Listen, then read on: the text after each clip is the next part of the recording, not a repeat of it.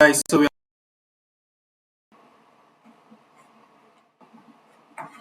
okay, let me see if everything's good from my end here.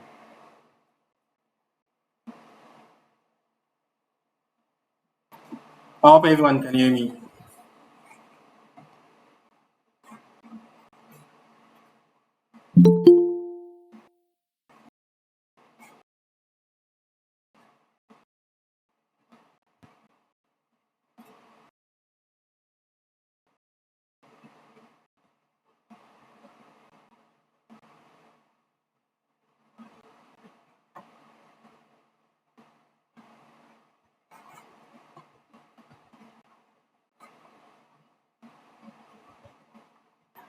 I hope everyone can hear me.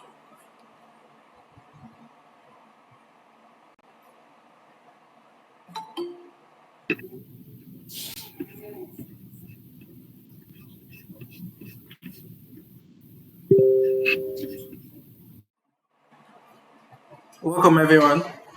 Let me see if the audio is good. Welcome everyone.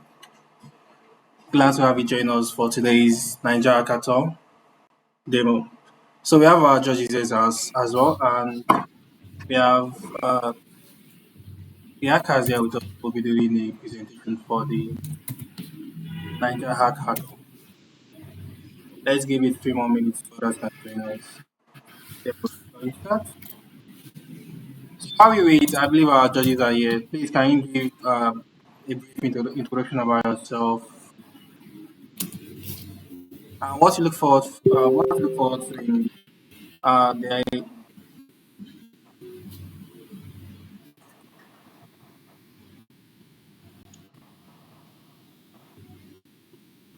Sorry, I didn't catch what you just said. Can you hear me now? Yes. Yeah. Oh, nice. So I said if you can do just a brief introduction about yourself and what you look forward in this demo section. Sure. Just quickly though, I think there's a few people waiting in the waiting room for the call. But yeah, really excited for the demo day. Been checking out some of the shortlisted projects. I am very impressed by the quality of the projects that have been submitted for the hackathon.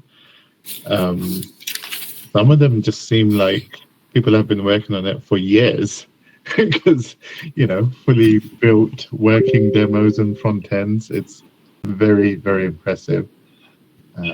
So yeah, looking forward to each of the team's pitches. Yeah, that's good to hear. All right. All right. Okay, I think I've let everyone in who else is not on the call. Okay. I think Pierre is trying to call him.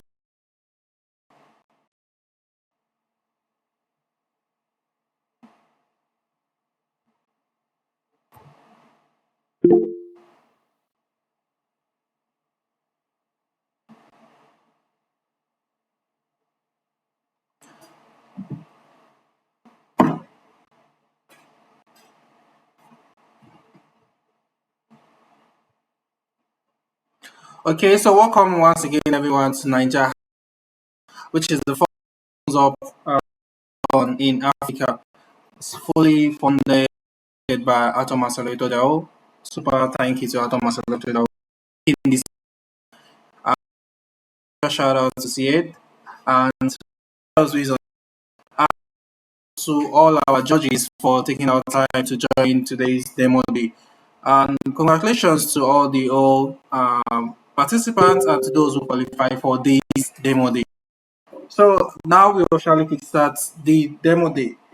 So congratulations one more time, and please each and every participant have 5 minutes for their presentation and 3 minutes for judges to ask questions and give feedback.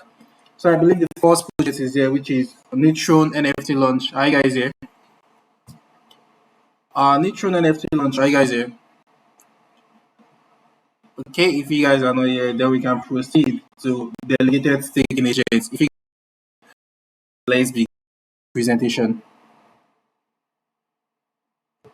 Delegated staking agent, are you guys in? Okay.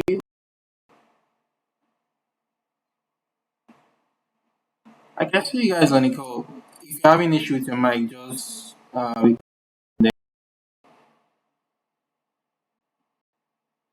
raise your hand up. I believe everyone should be able to unmute themselves and speak. Okay, if delegated taking is not ready, we can start with artwork. Artwork, are you guys ready? Okay. Yeah, we are. Go ahead. Artwork. Okay, so please go ahead. You have 5 minutes for your presentation, and the judges have 3 minutes to ask you questions. All right, so I'm going to be sharing my screen now. My name is Christian Osita, and I'll be presenting at work. So, sharing my screen now.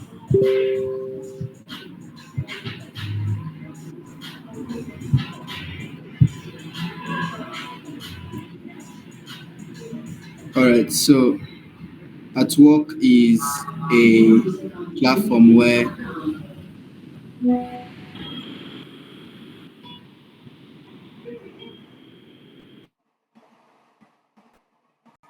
can you hear me? Or am I rubbing? Yeah, we can hear you. Please go on. All right, so at work is a platform where job seekers can be connected to those who are also hiring. Is the future of decentralized job opportunity. The origin behind at work was taken from a common problem that many people have in the space, whether it's the Web 2 or the Web 3 space. See that many people do have skills, but they have problems being connected to job seekers who are or clients who are willing to hire and pay them for these skills. Then you have clients who are in need of people with certain skills or qualifications, but they have issue finding these skills. Sometimes a project may need the numbers, but they have the issues finding these numbers. That's where at work comes in. So at works connects job seekers to clients who are also willing to hire, and it solves the problem of job sourcing, visibility, finding your target audience, as well as funding by value. So you see that many people usually complain that they are not being paid enough for the value that they have to offer.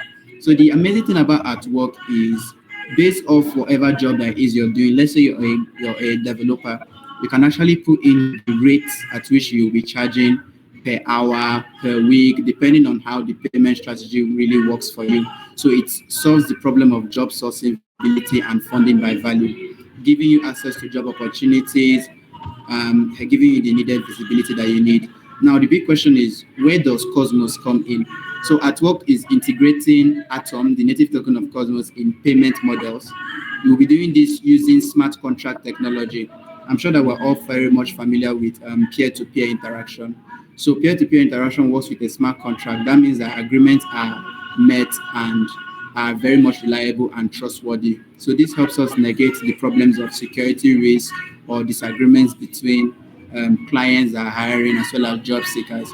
So you can join in with your wallet instead of using your email like most traditional platforms would do. So that is just an amazing. Then how do we plan to generate revenue? It's simple.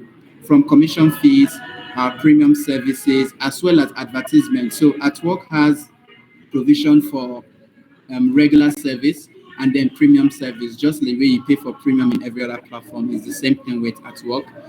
Premium gives you maximum visibility as well as allows you to jump in with clients as well as job seekers and give you some extra perks.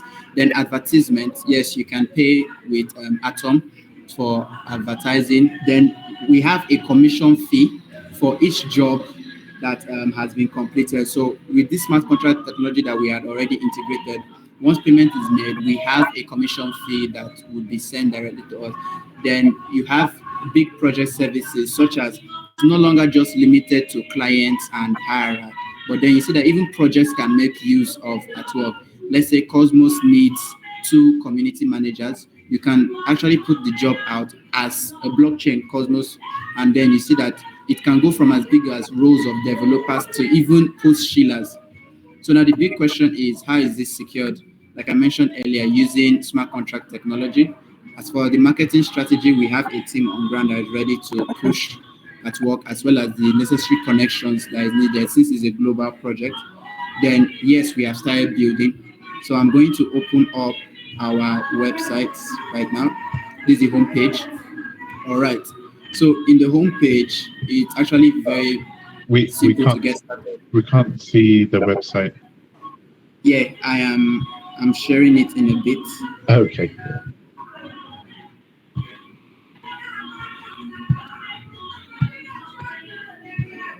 All right. Can you see it now? Yep. Yep. All right, so this is the homepage where we connect top talents with groundbreaking projects across Web 2 and Web 3. Now, the beautiful thing about this is that the UI implemented is very much simple and user friendly. So there is no complicated thing to go about it. Our popular services range from branding, product design, web development, business presentation. So many job niches has been touched in at work, and it's also very much easy to use and easy to apply. So the first step to doing that is connecting your Kepler wallet. That's the first step to do that. When you connect your Kepler wallet, then next thing you can then choose to join either as a client or a freelancer. So if definitely you want to hire some specific skill, you choose to join in as a client. And if you are seeking job opportunities, you choose to join in as a freelancer. And then this is an example. So you see that once the wallet has been connected, it's going to be showing in your homepage just like this. Then you have project overview, and this bar indicates all the projects that you are actively working with. So per se, you're working with 3, 4 projects. That way you can't lose track of it. So this is example. You have a web designer, a UI/UX designer, and what he charges is for the hourly rate is 2.5 atom an hour, and this is the timing which he works with. So it also gives out the description and the funding that was also available. Okay, so as a job seeker looking for a job, you can also see the funding that the client has available and decide if this is actually up to your pay rate or not. You can either decide to accept it, and you can also decide to look for something else that works even much better with you. So that is just the amazing thing about our platform. Getting started is very much easy. It's integrated with Atom.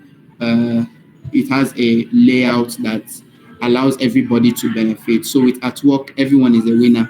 It's a global project, and we're looking to expand on a global rate, just not just limited to one sector. Or so thank you. Thank you very much, NFT. As well, thank you so much for that. So over to you, judges, if you have any question or feedback. Yeah. I mean, mine is a broader question on how would you attract clients and freelancers? Why would someone want to use this instead of just, Upwork or even Fiverr? Okay. The beautiful thing about this. Okay, should I still go ahead or should I let someone else? No, go ahead. All right. So the beautiful thing about this is, like I mentioned earlier, Upwork is limited to just Web 2 job seeking, but then we have at work tackling both Web 2 and Web 3, and it's actually a big problem. Despite the usability functions of Upwork, you see that many people still struggle with actually being connected to the job.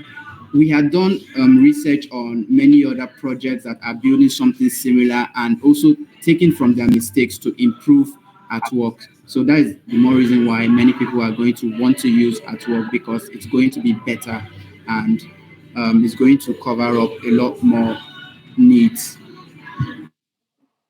Okay. And then your escrow contract is what? It's just like a Cosmosm contract. So when a client puts up a job, they escrow the funds for that job. Is that right? Yes, that's the correct thing there. When a client actually wants to get a freelancer to do a particular work for him, he has to have the amount. Are you hearing me? Yeah. Yeah. I guess so. So the client has to have the amount or more than the amount in which he's ready to pay the freelancer.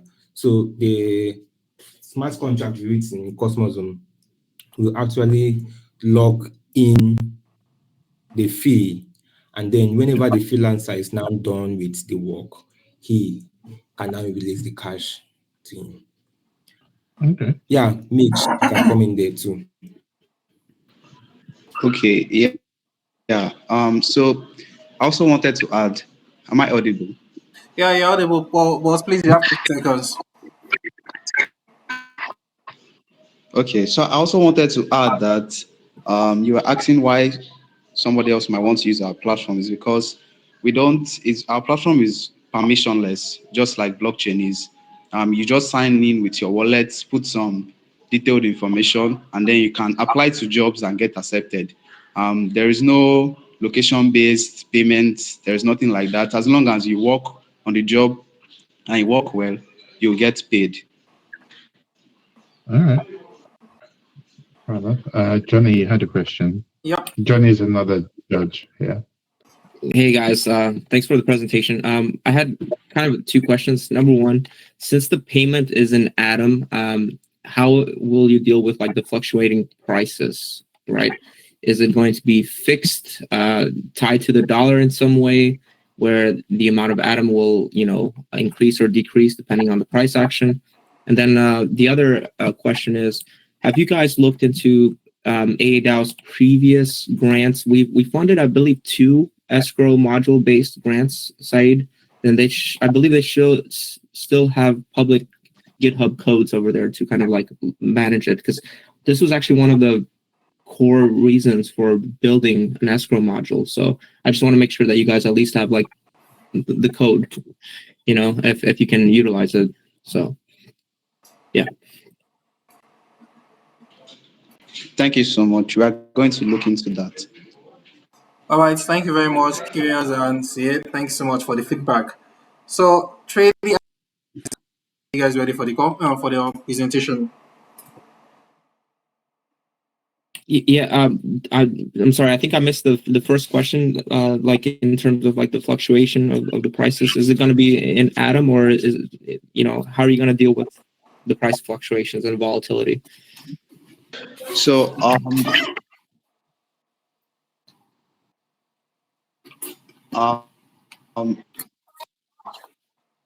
forgot to add that since the payment is going to be in Atom, for now, something like the MB scope.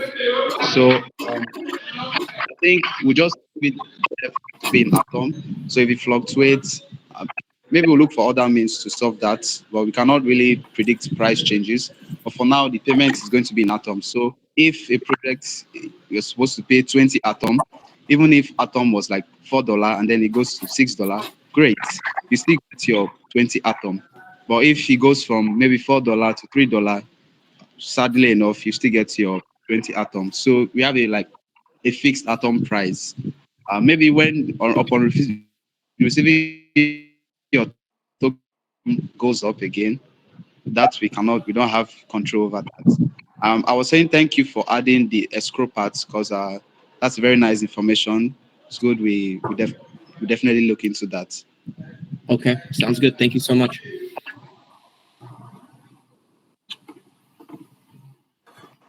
Okay. Thank you very much for that. So, Trady, are you guys ready for your presentation? Yes, can you hear me? Yeah, we can hear you. Please go on. You have 5 minutes. Okay. Can you see my screen? Not yet. All right. Good evening. Have you seen it yet? Yeah. Okay. Oh, I just stopped. Let me share again. Good evening, everyone. I'm happy to be here, and thank you for bringing me to for approving me for the final. So, presenting Trady App. This is an app built for trading analysis and managing predictions and trade and all about trading.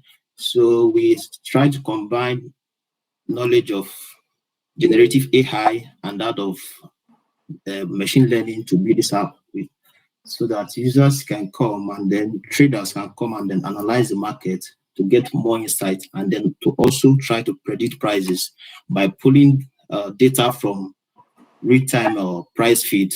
So currently we integrated Yahoo Finance, and the problem we are solving is that of users traders finding it difficult to navigate the market, and at times when they can even navigate the market, you find out that everybody's receiving the same analysis, the same signals at the same time, and it's more like people lose faith in trading, or maybe they get across to all these trading bots and the bot just does a lot of things and they don't understand and they cannot control what the bot is doing.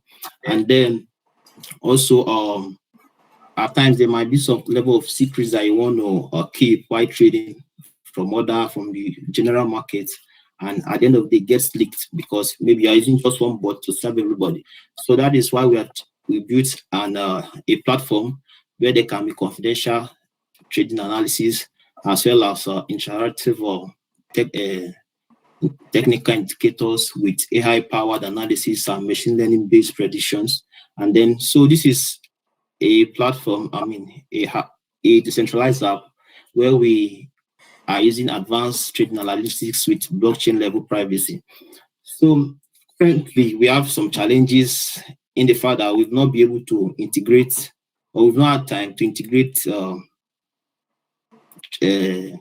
real life trading into the agent, but the agent can just predict and analyze. We want to integrate agentic trading, and also the models we have now is unable to reset. So you have a very good prediction on the first price, but the next price is not that good. So those are some of our challenges, and actually we want to be open source so that our developers in the Cosmos chain can come and contribute to code and also learn about how to build these models and all. So this is what the interface looks like. Let's just go straight to the demo. It's live on TradeEye and on this URL. I'll post it in the chat when I'm done. So you query the price, the day, the duration you want. So I could go for 6-month chart and then choose maybe weekly and then analyze. Hopefully it's fast enough because the backend is hosted live. So I don't know. So it's going to pull down the price from Yahoo Finance currently, and then give you some insight on the market as well as some AI-powered analysis, of which you can actually go to the chart area and then begin your chart with the agent to further criticize the system. So what I forgot to add is that is multi-agent, the agent that gives you the analysis and the agent that criticizes what the first agent has done. So you can also come to the prediction part. You can come to prediction part. Let's go for Bitcoin. If you do 3 months, okay. Let's do 1 month. And then we can get the hourly chart and then make a prediction. So hopefully it goes well. Good. So we have a prediction that is said to be 99% accurate in terms of the model, because you get to put down the model from the price feed, and then the model gets trained real time and then gives you a prediction, and then you can get the price, the confidence level for your prediction. You can view it on the chart to see the error margin, to see where, okay, if you say you want to do plus or minus, you could see it on the chart, and the performance metrics is also there for you so that you can know if what you're getting is good or trustworthy. So with a 99% accuracy, you could actually trust this prediction that the price of Bitcoin is going to be like, okay, maybe it is 6,000 in the next hour or thereabouts, and those kind of stuff. So this is how we use those platform. This is built. For now, we are not looking at building for profit. It's more like an open source project, and that is why all these indicators are there. The performance index is there, like what we're building currently. But there is some level of privacy that we're looking to implement also with secret with the Cosmos SDK and all. So this is what we have for this hackathon. This is my first time of building for Cosmos, yeah, and it's been worthwhile. So thank you very much for listening. I hope that other developers can come and then maybe join us or newer developers can also look at our code to see what they can build, beginning from where we stopped. Okay, thank you very much. Brilliant. Thank you, Emery. I was going to ask, how difficult would it be, or especially for, say, the Web3 ones, right? So where you're analyzing Bitcoin price, right? How easy would it be to expand this to do auto trades on your behalf? Okay, so like I said, this is my first time of being on Cosmos. So I've been able to build some agents on EVM-based systems where, but most likely connecting to other protocols like BAM protocol, yeah, to do trading. So you can trade from the command prompt or trade on a chat interface, a streaming chat interface. You just give the prompt and the agent is able to manage funds. Yeah, with some things like that. So all we have to do is just bring that knowledge over to Cosmos SDK. Like some of the issues we have now, because I'm currently doing my master's in data science. So yeah, I've not had the time to like integrate all of this, but I believe with time, and since we are open source, some other more experienced developers can also come and then add their knowledge base to what we're building. Yeah. All right, sounds good. In traditional stocks, I actually do use a similar product. I'll pop the link here on the chat, but it's basically called the Autopilot app, which literally does this. It just it's a platform. It allows people to create portfolios. Some of these portfolios are just AI driven. So, you know, AI makes a prediction and then it has access to your brokerage account to buy or sell stocks. So it'd be quite cool to see that in Web3. How does obviously Bitcoin, lots of data, lots of history, right? Even the stocks that you're doing, lots of history. So there's a lot of data to feed in for predictions. Yeah. How would the models work if we were to feed in, you know, pump.fun style token factory? So, you know, new token comes out, there's almost no history for it. Yeah. How would the AI model do?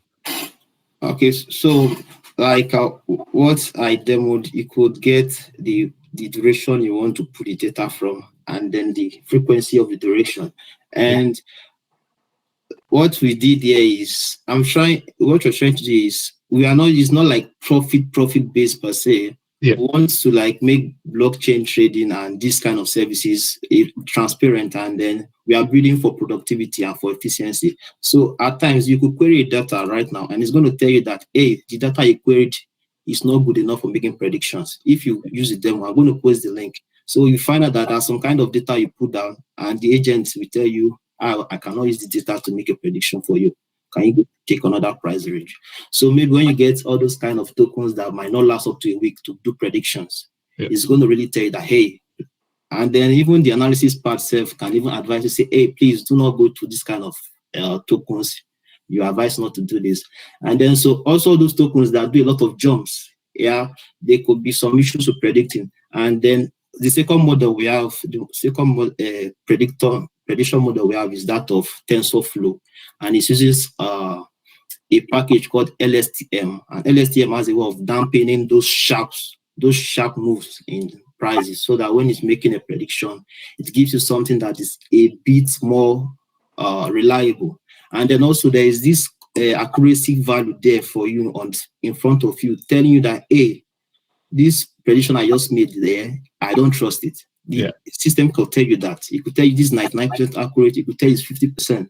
Yeah, I've done a lot of predictions, and it gives you something real. And you could tailor you could like match the accuracy is giving you and the price is giving you. I've done some prediction and it was like, this is minus negative accuracy. That means you can never trust this because of the kind of data you feed. And as data scientists, you are told that the quality of your model is always mirrors the quality of the data you are working with. Yeah. Thank you. Brilliant. Thank you so much. All right. Hey, Amir, cool project. From my perspective, I see it like, I think the value here is giving like a tailored, almost like an agent where you can train it to your specific strategies based on your investment size, risk, etc. Right? I think like as like a base level infrastructure, one, you can create like a lot of products from this. Yeah. Like, what are you using in terms of like the oracles to track it? Was it Yahoo Finance that Yeah, you're Yahoo using? Finance, yeah, it's open and it's quite easy to interact with. So that's why we're able to implement it as fast. Because Okay. currently now there are a lot of parts working together. You want to use the easiest for something Okay. like the source of data. You want to use the easiest so that when you're Yeah. having errors, you can know where to pinpoint. Yeah. How does that work with Secret Network? And I guess like, because from my understanding, Cosmos has different kind of Oracle services, right, from the chain. Yeah. But if you used like EVM before, you said, right? Yeah. Did you use like Chainlink or like what on-chain Oracle on service? EVM, yeah, we use the like PyToracle, PYTH, yeah, PyToracle. So it has a way for just pulling down data for you. But when I work with PyToracles, it's more like it just gives you prices, right? It's not going to like pull down data set. What we are pulling down for Yahoo Finance is a data set. It's more like you know the way an Excel sheet is with different columns and different rows. So you could put down up to like 1,000 rows for you, which PyToracles doesn't do that. PyToracles just give you prices. It could be like PyToracles, give me price, current price, give me price, that, yeah, those kind of stuff. Yeah. Okay. So what we're doing is we're pulling down the entire data set, the entire spreadsheet over a period of time at the interval we want it. Yeah. Got it. Okay. So I think this is a product that can be integrated, not just, for example, if you're using Secret Network, like you should expand and integrate everywhere. Because privacy, like Cosmos surprisingly has a lot of private networks. Secret is obviously, the OG favorite, but now we have, Nillion that's launching and Penumbra and so on and so forth. The question I have is like, how does it drive value to the hub, to Cosmos Hub or Atom token? Okay, so despite the fact that, yeah, what you're interacting with, let me say there's no secret to what the AI is doing. There's no secret to the prediction or the metrics you're getting. We want to make it individualistic. The fact that it's open source and the fact that we are making it available for users at least at this beginning point, we also want to put that confidential layer so that what you're doing on your end doesn't get filtered into the next person's end. And your chat is not going to be like read by the next person, because one of the interfaces I just showed a demo is where the first agent can get the price of the chart and use some indicators like moving averages and RSIs. And then you could interact with your agent, ask questions, give it some feedback, and then clarifications. So want it to be like individualistic, it's just you and your agent at that point, and the next person, just the person and the agent. So that is where the secret, the Cosmos SDK comes in here. Okay, thank you so much. Yeah, thank you. For feedback. Okay, so Neutron NFT launch. If you're on the call, please go ahead with your presentation.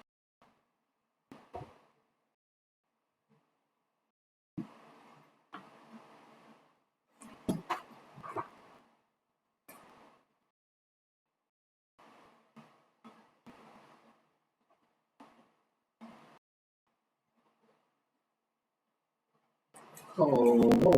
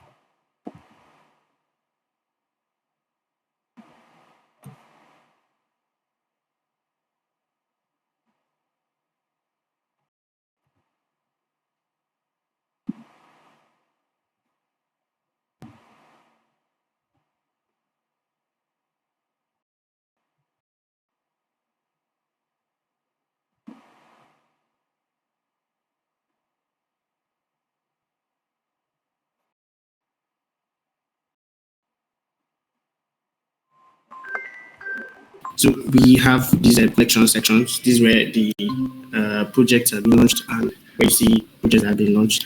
And in our case, we have built into the contracts to have different phases for launches where you could have private phases, different kind of phases you want to have, and you have white listings of just the way NFTs usually do have white listings and private sales and the rest of them. So I think our system already has all that in place from the smart contracts. So okay, these ones have already been minted of the neutron smart chain. We're using the smallest form of neutron for now because of gas fees, or should I call faucet fees that we have right now. So I can really load that. So because of that, let's look at the creation. So no waste a lot of time. So yeah, we have collection name where you could create a custom collection. You can tell us the description of the collection, and you can just add a custom link to that. Then you put up your NFT files link and the metadata link and number of NFTs. These are like the normal thing everyone can do. But then this is where the craziness comes in. Is where you don't use custom. Okay, you can now let's say we have some test, and then you can create layers. So the regular part of NFT layer is more like you design layers on maybe Photoshop or one or two places, but then we are removing the Photoshop out of it, so we're using AI generate. So we have this AI generate system where it pumps this up. You can now put say, okay, I need a blue background for my NFT. Let's just say blue background. I think I'm using AI. My network is usually slow at times when it comes to AI generations. So if we impute one a blue background, this is like one of the unique ideas of this. If we input one the blue background, it gives us maybe one random AI image. We have to have a blue background based on the already existing prompt we have. So here we get the blue background. Then we specify the kind of rarity for this background. Probably for now it's going to be 100 because we just want to put one layer. Okay, let's just maybe generate one NFT. Okay, so we don't have. Then we could add another layer. Let's say we just want to add the first layer. We have to name this one. Yeah, every layer must have a background. So that's why we have the default name for background, and then we have the first layer.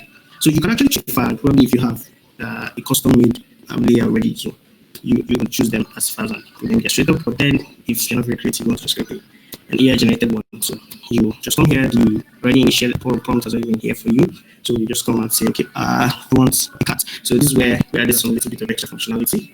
Yeah, because normally the AI image generation, so we're using, or generally AI generation, you hardly get images that don't have a background. So we had to cut some crosses against that. So it means that from your second layers, you are meant to get images that don't have a background. So I think this one, it's kind of shady because of the cat is filling up all the spaces. Okay, let's do something. Let's remove this.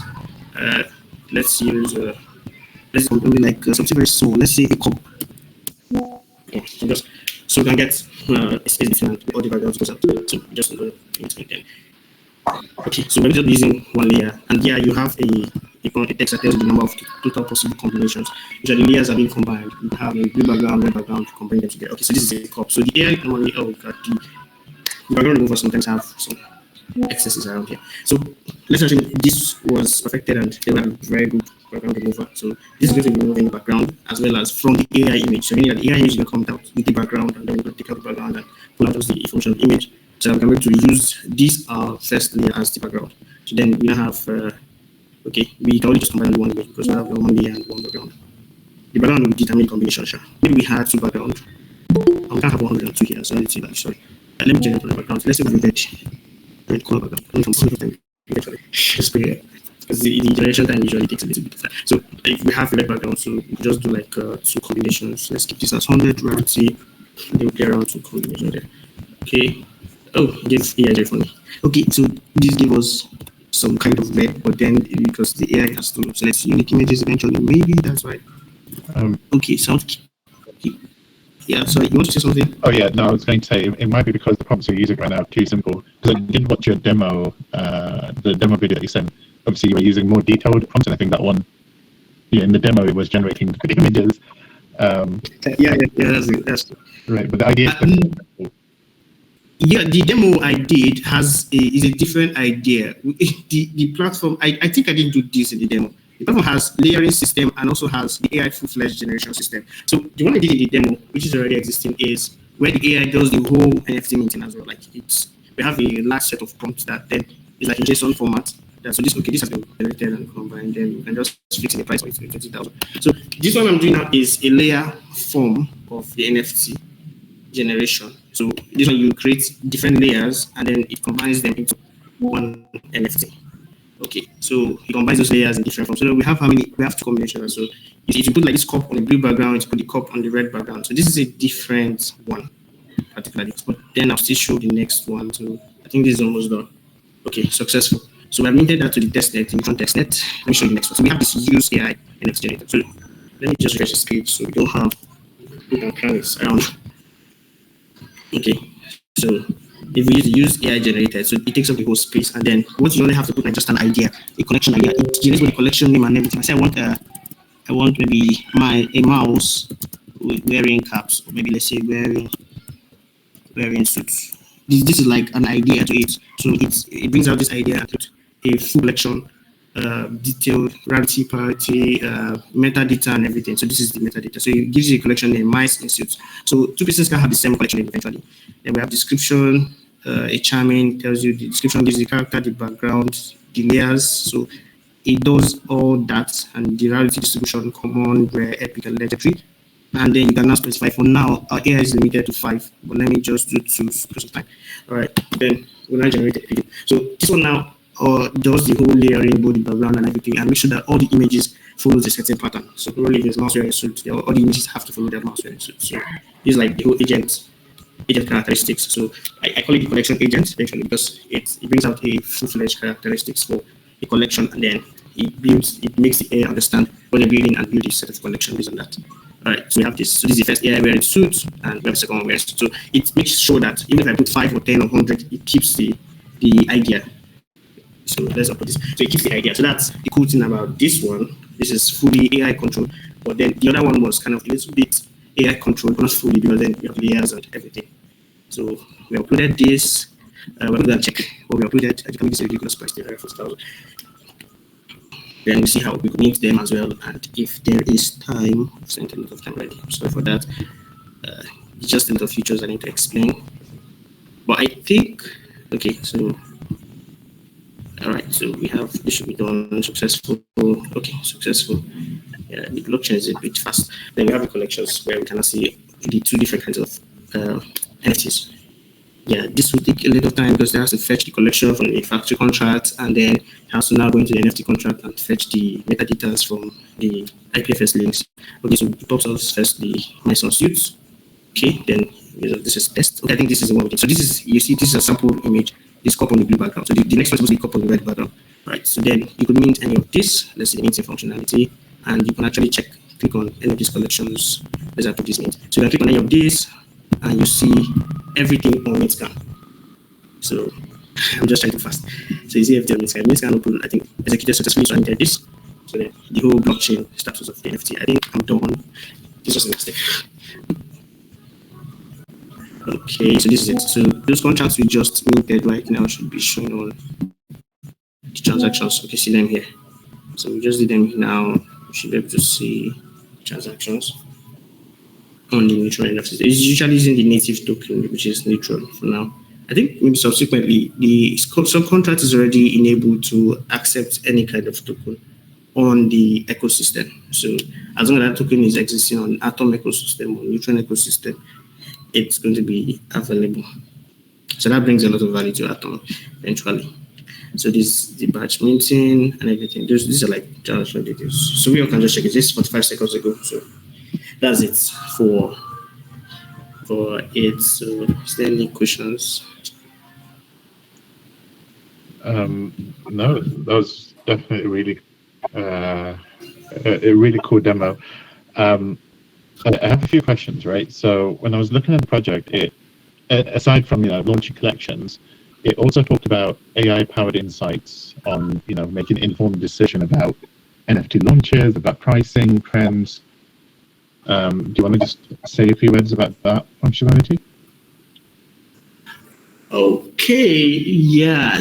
We intend that the AI agent should have a little bit of more advanced functionalities, which will involve not just telling you the collection, the rarity, but then to be able to look into the market, check NFT trends, and then tell you the best NFT metadata. So like give you informed decisions.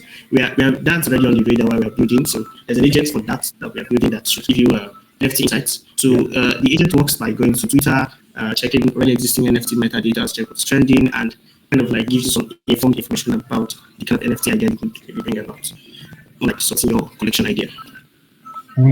And also checks the prices as well. So it checks successful NFTs and what prices they launched at and what made them successful. Probably just a little bit of data that you could use to analyze and say, okay, this is the kind of collection of trade and these are the different prices I'll be using for that collection. I think that's what that will be doing. That's another robust agent on its own. Right. And then I imagine if you were going to build this out and launch it, the way you're going to monetize the platform is what, taking a percentage of the mint fees, or how? Yeah. This is their collection launches. We intend not just taking platform fees. So there are two ways we thought of it. We wanted to do it like pump.fun, where we take the fees from each trade that takes place, like from people that are buying the minting using NFTs, we take the fees from the minting. Then we now thought of it that, okay, yeah, we are spending AI credits, and then some persons might create collections that don't really mint at all. So we intend to like take a certain amount of like a launch fee.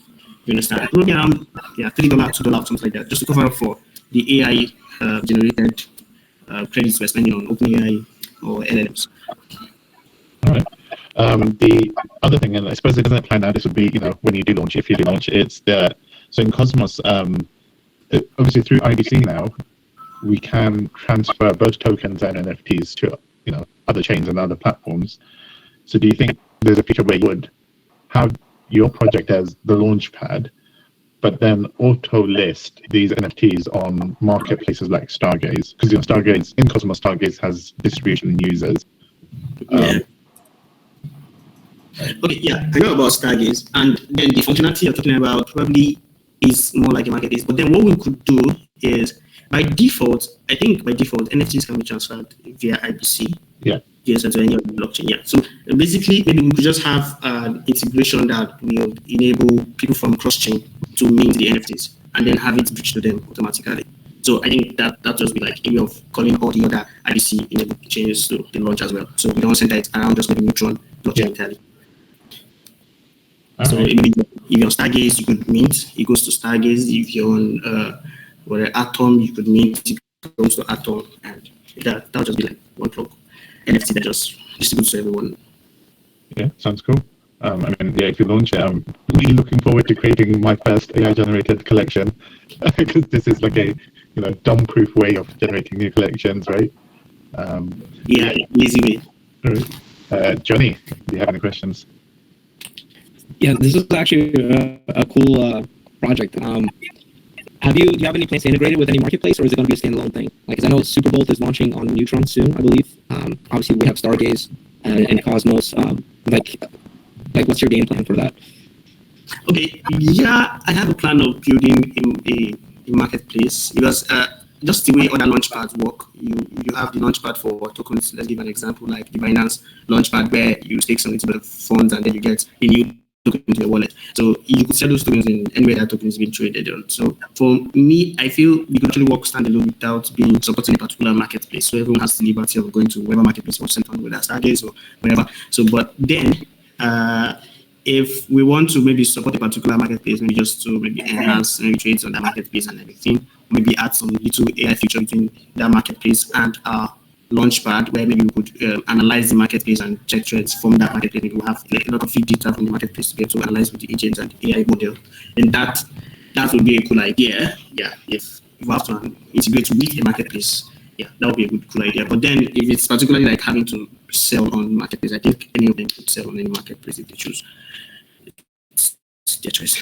One other follow-up question for this. In terms of like a business perspective, would this be like getting a fee of the NFT collections? I'm assuming that they do well, or is it going to be like a one-time thing where you pay to play with the agent? Like, what's have you thought about that kind of thing? Yeah, I said it before that we'll just take a one-time fee for creating of collections, and maybe if we intend to maybe take a very tiny royalty fee from sales and maintenance, maybe if we see maybe a potential, we will actually look into taking a little tiny royalty fee, because then their AI collections, probably not anybody's own as well, their AI's own. So no one would probably say that they own the art entirely. So it's just going to be an AI generated. Everybody knows it's an AI generated. So we just take the royalty because it came from our platform. Yeah, but then if it's a custom made, maybe we will like give all royalties to the creator. They just leave it because it's their own work and everything. Got Like it. a fee. Okay, cool. Thank you so much. This is something that reduces the friction for a lot of people to launch their collections. I can see like users that have a large following on X or any other social medias, maybe they want to launch something that they've been wanting to launch, but it's too much work assaulting an artist, platform, etc. Like that, paved the way for them doing more launches. Right, thank you. All right, thank you so much, judges, and thank you so much. NFT, mutual NFT launch. So, I don't know if delegated staking agent is ready, so you can go on. We've spent so much time already. Please, let's make it snappy. Delegated staking agent. All right, good everyone. All right. You can now hear me. Okay, I'm going to pull up my screen. Yeah, we can hear you, but we can't see your screen.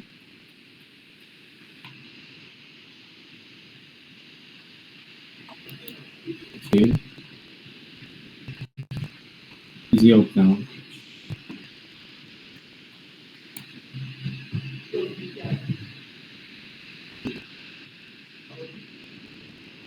Yep, I can see your screen.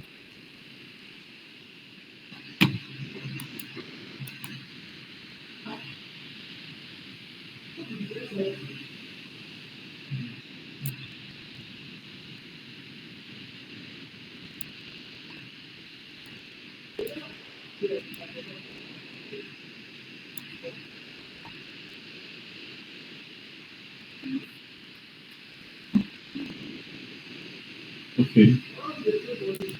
Okay. So can anyone see mine? Okay. Good.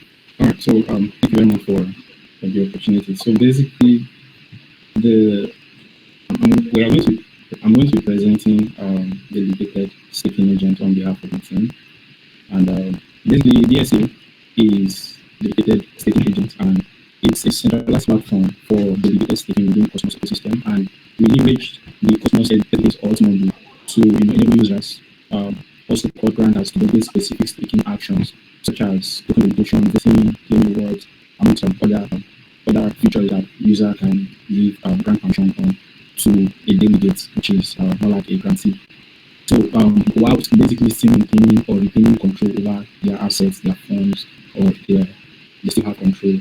So basically the application also utilizes the secret SDK for the chat feature where you can interact with your grants or your records.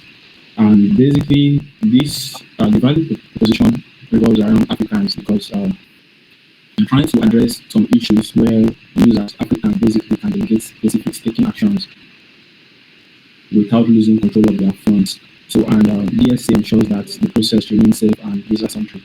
And for the confidential AI chat, so with the integration of the secret AI SDK, the platform provides a confidential AI interaction, protecting sensitive conversations or data from unauthorized access.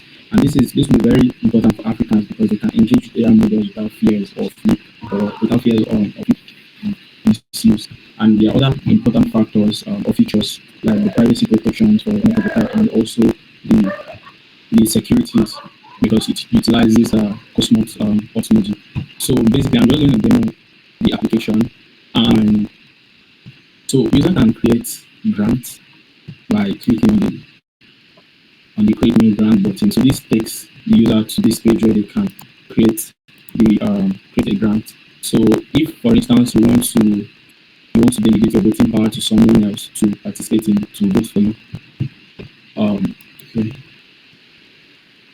So basically, if you want to delegate your voting power, you can do that through the application. So, but I'm supposed to connect my wallet.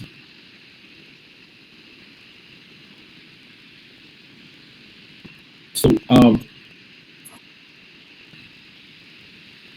so yeah, I'm actually having that issue because I was supposed to like I'm supposed to connect to an address to a blockchain. So this application you can actually connect to any blockchain within the Cosmos ecosystem.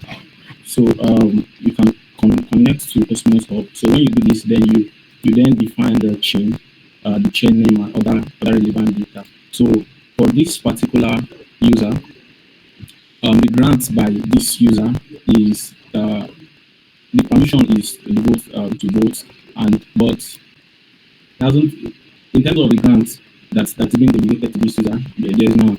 But when you connect to the beauty of this application is that you can actually do it on testnet or mainnet, in as much as you can connect via the blockchain from here or the ecosystem.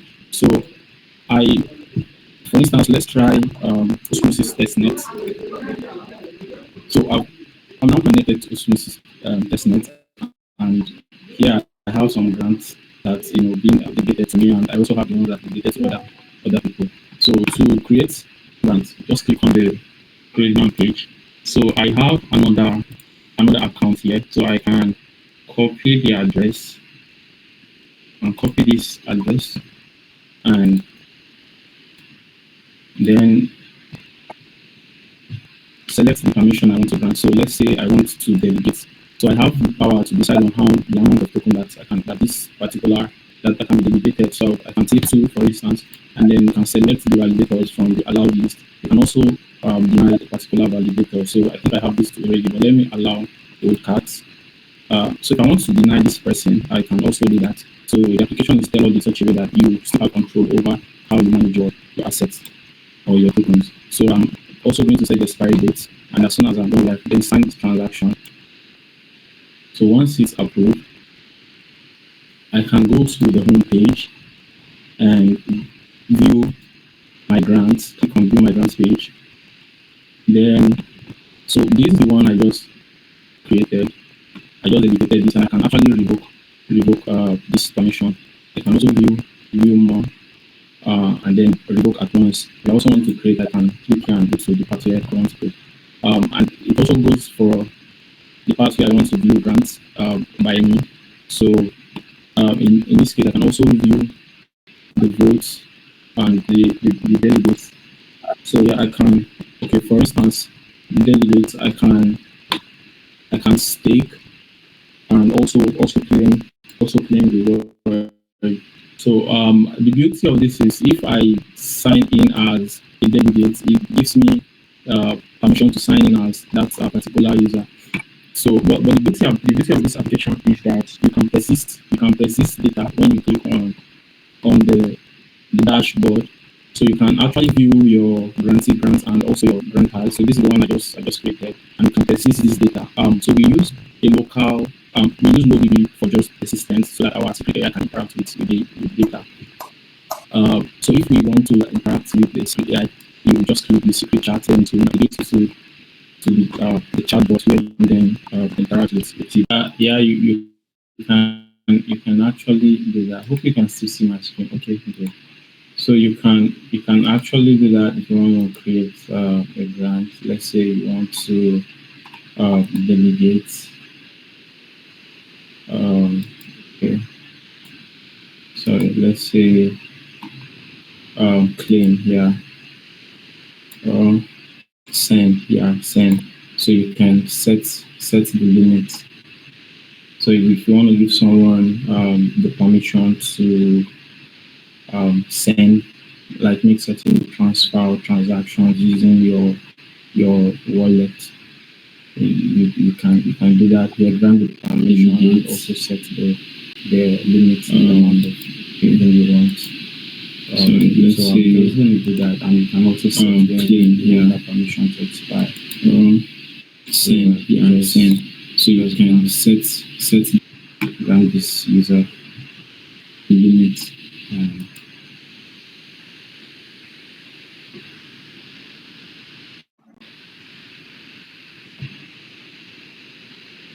So yeah, I can also see from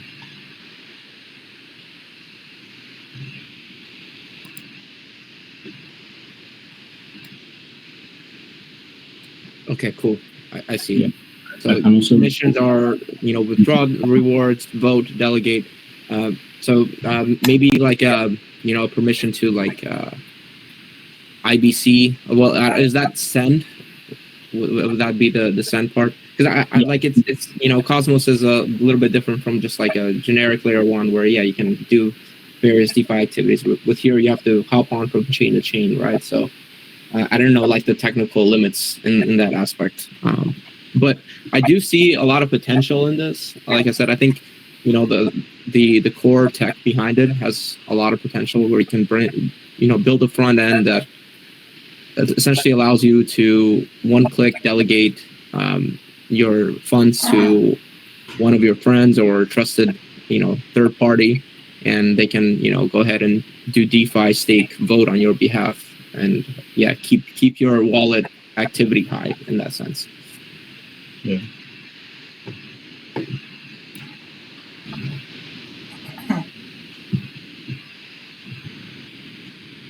All right. Thank you so much. All right. Thank you. Thank you very much. And thanks for the opportunity.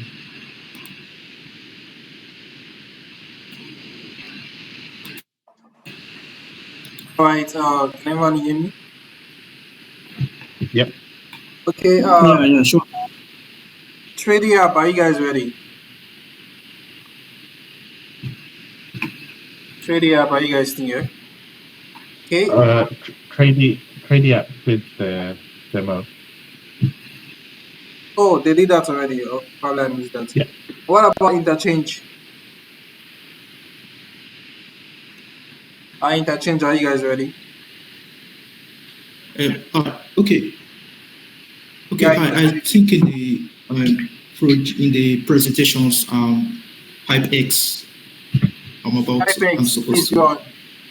Yeah. So hello guys, I am Augustine, and I'm here to present my project for the hackathon, the HypeX project I built for the hackathon. So let me share my screen and go on with the demo. So can you guys see my screen right now? Yep. All right. So yeah, I'm here to present HypeX. So what is HypeX? HypeX is a platform where creators can raise funds by issuing stocks. Their funds can then buy, trade, and hold as investments. So how does this work? First, a creator issues a stock and then begins an auction. Then maybe he shares the auction link they can share their auction link to their fans on social media, and their fans can then bid on the price of the stock by depositing funds for each bid shares. So for example, if a creator issues 1,000,000 stock, a fan can then bid on the price as 0.1 units for 1,000 shares. He can bid 1,000 shares for 0.1 units. So then you end up paying 100 units for both of each share 0.1. Then for 1,000 shares, he ends up depositing 100 units for the. Okay, so the creator can then end the auction. Okay, do anyone want to ask a question? Okay, so the creator can end then when the auction ends, the shares are distributed to the winning bidders. So if during the bid, some shares can be outbidded since there are limited amount of shares. So since if someone bids a higher price for a share, it goes to the lowest bids and outbid those shares. Then after the auction, the shares are distributed to the winning bidders, and then users can now buy, sell, and trade on the stocks however they like. But what determines the price of a stock? Well, the price is determined by the available buy and sell orders, which I will show in this demo. But the market price, which is the value of the stock, is determined by the last fulfilled buy or sell order. So since the price is determined by order holders of the stock, it makes it pump and dump proof for someone to influence the market price, bring down the value of a stock. They will have to sell their stock at a very low price, losing a lot of money in the process. And if someone wants to increase the price and set it at a very high price, for the stock value to actually reflect, someone needs to buy that stock at that specified price. So how does this drive value to Cosmos?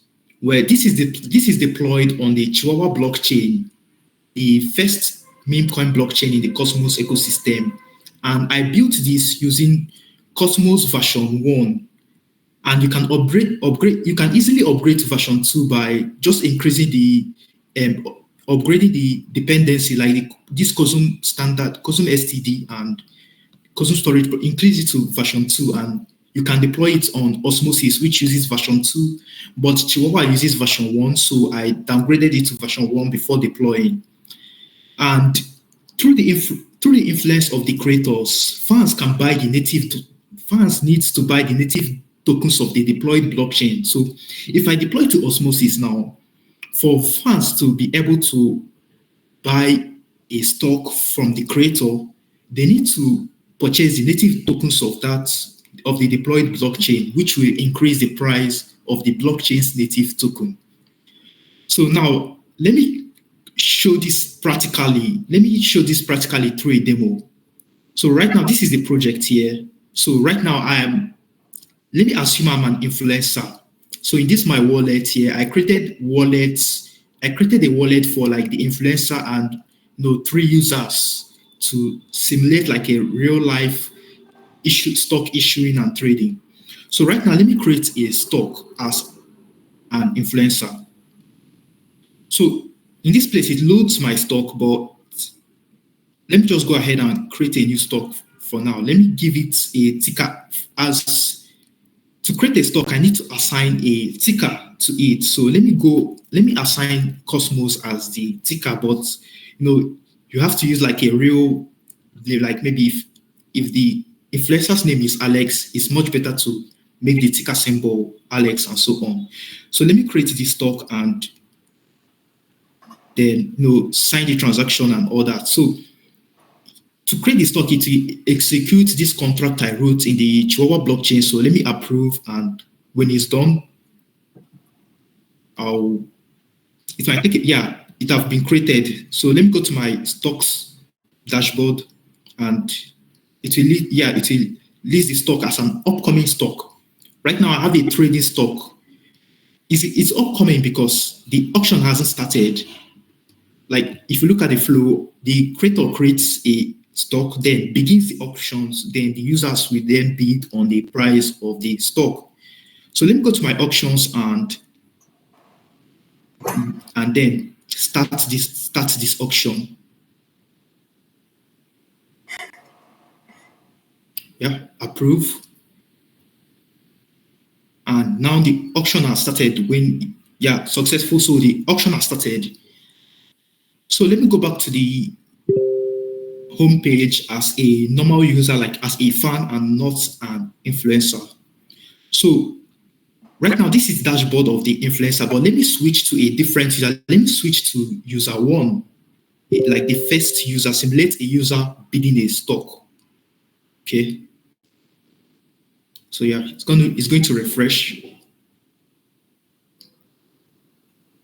And now if I go down to available options, you can see the stock I created right now. You can see the stock I created, Cosmos, and the lowest bid price is 0.001 of the native. It uses the native block. It uses the native token of the blockchain. Since I deployed on Chihuahua blockchain, it uses the Wawa token as. But if you deploy to Osmosis, it will use Osmos. If you deploy to Geno, it will just use the native token. When instantiating the contract, you have to specify the native token, the denom of the native token. So right now, I think I'm a user. Let me show. Yeah, I'm viewing this as a user. So let me place a bid. So right now, this is the lowest bid price I can bid, but let me go ahead and place a bid. So I can go for the whole shares. I forgot to mention that it uses a fixed number of shares, 1 million shares. Like if you look at this one now, this is the address of the influencer. So all the shares went to the influencer after he created the stock, 1,000,000 shares, and the bid price is 0 since he was the one that created the stock. So since they are the one that created the stock, so let me bid for the whole 1,000,000 shares and set the bid price. So this is the minimum bid price, like 1 unit above the bid price, the current bid price. So let me bid for the whole number or the whole 1,000,000 shares and maybe increase the bid price to like 0.005 and then place the bid. And yeah, approve.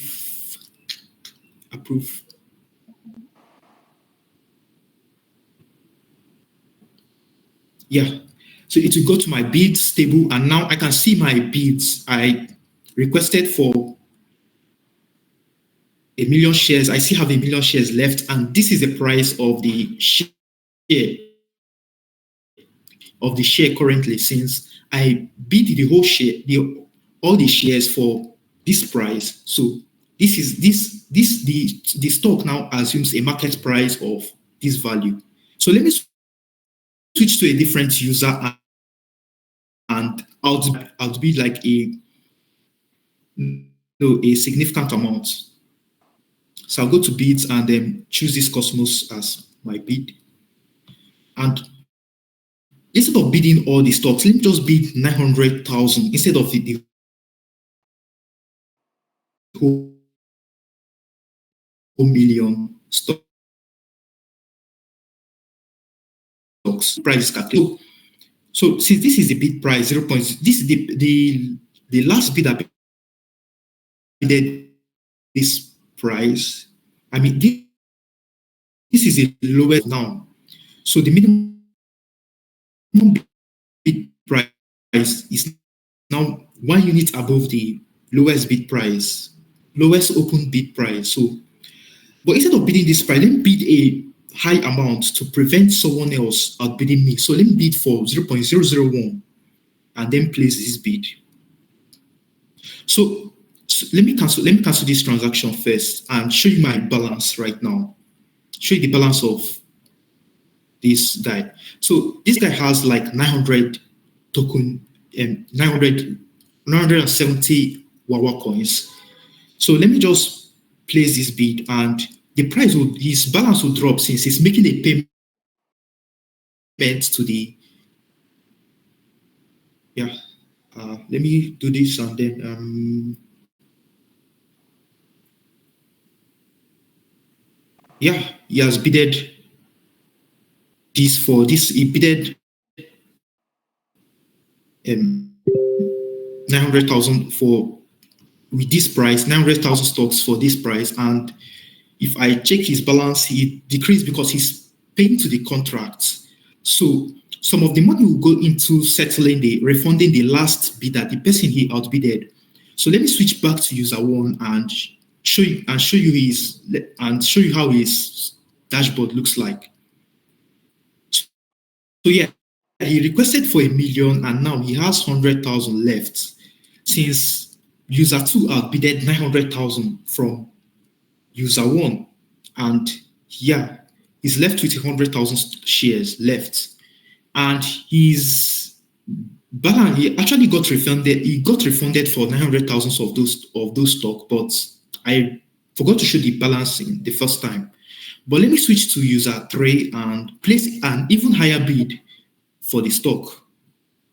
So switch to user 3 and go to bids.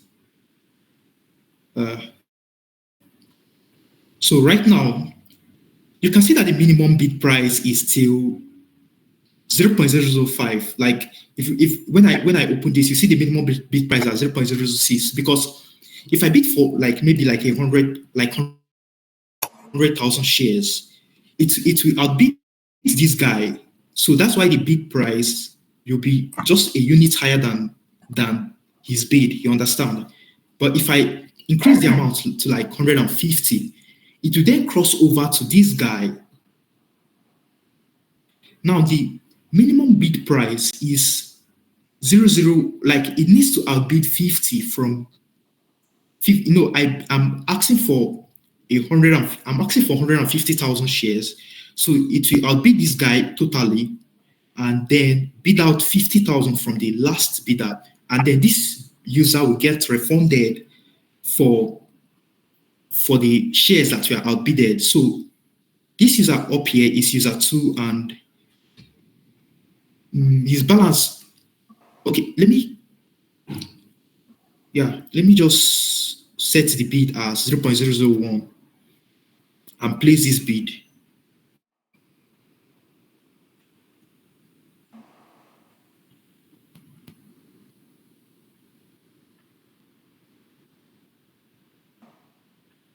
Yeah, you can see that I bidded the 150,000 shares and I'm left with the same amount of shares. But if I go back to user 2,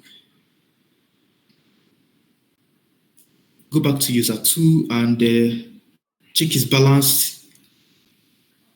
His balance went up from some amount, it was 900,000, 970 something at first. He made the bid, he requested a bid and got deducted.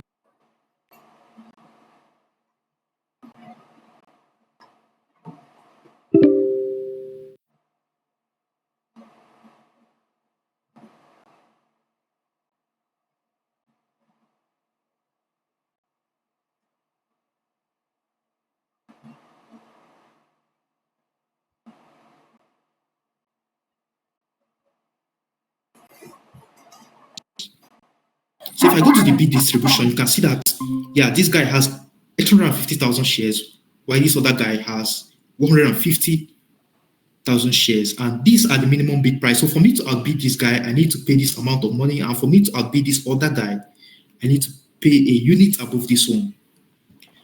So let me go back to the influencer and end the auction. So I spent so much time. We still have about. Oh, sorry. Okay. Small project. Oh, sorry. Let me just end the auction real quick and then, show you let me end the auction. Let me go to the auctions and, sorry for wasting your time. And let me just do this so quickly and just end the auction. And yeah, let me end the auction, then create sell orders and then do a quick buy and we'll be done. Yeah, yes, ended the auction.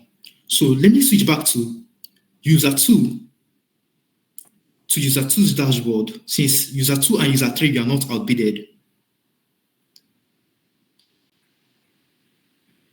So now at user 2's dashboard, you can see this stock with 850,000 shares as, because that's what's left after that is what is left after the bid.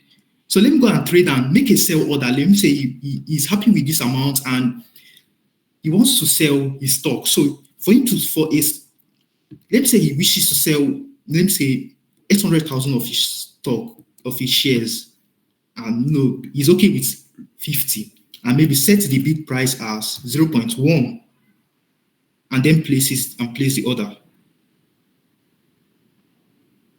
Or sorry, let me set it as let me just maybe can submit a video so the judges can also go, because we really don't have much time left. But nice. All right. Let me just let me conclude with a quick buy. So I've made a sell order. So for someone to buy, like maybe user one. Sorry for the delay. I apologize. I apologize gratefully. I'll just do a quick buy and yeah. So right now I don't have the Cosmos stock here, so I can go to trade and just trade the Cosmos stock. A quick buy, and you can see I can buy 50,000 shares, since that was the amount of. Let me buy just 30,000 out of that. That was the amount of order that a user created. So this is the price of it, and I said this, so I can place an order. Let me just go and place the order. I will not explain much, and just place the order. And in the dashboard, you can see that he has that share, and we'll be done with the demo. Sorry for taking too much time, and yeah. Quick questions. Can you quickly explain how the pump and dump protection works? Okay, yeah. I made a this thing for that. So right now, like I didn't explain the last part. Well, because Okay. I wanted to show you that like, it took from the order. The user two, user two created a sell order because he sell order at a particular price. So for someone to buy a stock, like if I want to buy this stock now, this is a price I can just if I want to buy like maybe 10,000 price, I have to 10,000 shares. I need to buy from an existing sell order. So for someone to Okay, so it's decrease the price, just by buy and sell orders. Okay. buy and sell order. So for someone to reduce the price of a stock, it needs to set the order really, really low. Like, let me say, like where did I explain this well? Yeah. For someone to influence the market price, someone to increase, they need to set the order, like sell at a very low price, losing money in the process. So no one wants to sell a stock at a price they don't feel like is not worth. So if someone wants to buy, like the person can only buy from an existing sell order and the price that the shareholder set it as. Yeah. Okay. All right. And then okay, and you want to launch this on any specific chain, or is it going to be like agnostic? No, first of all, I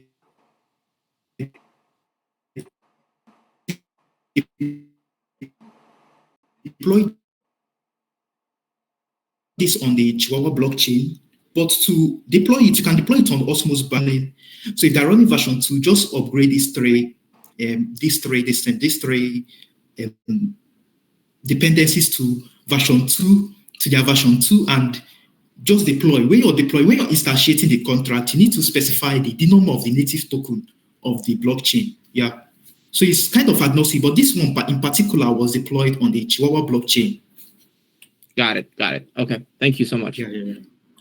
Thank you so much. So sorry for wasting your time. I deeply apologize. Yeah. Yeah, all good. Okay, so interchange. Are you guys ready? Please, let's stick to the time. Interchange. Are you guys ready? Yeah. We're ready. Okay, please, 5 minutes. If you are taking too much time, I might have to minus from your total score. I mean it. So please, 5 minutes. Interchange. Please go on. All right. Hi, everyone. I am Uzed, and I must say it's been a lot of demonstrations here already, and currently, well done to everyone. So let me try to share my screen first. Sorry, that will be in a minute.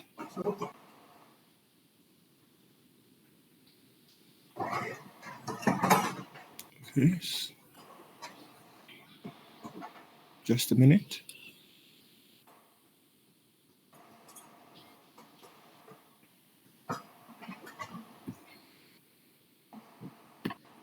While we wait, Wappay, please get ready. Wappay, get ready, and then Beep, get ready as well.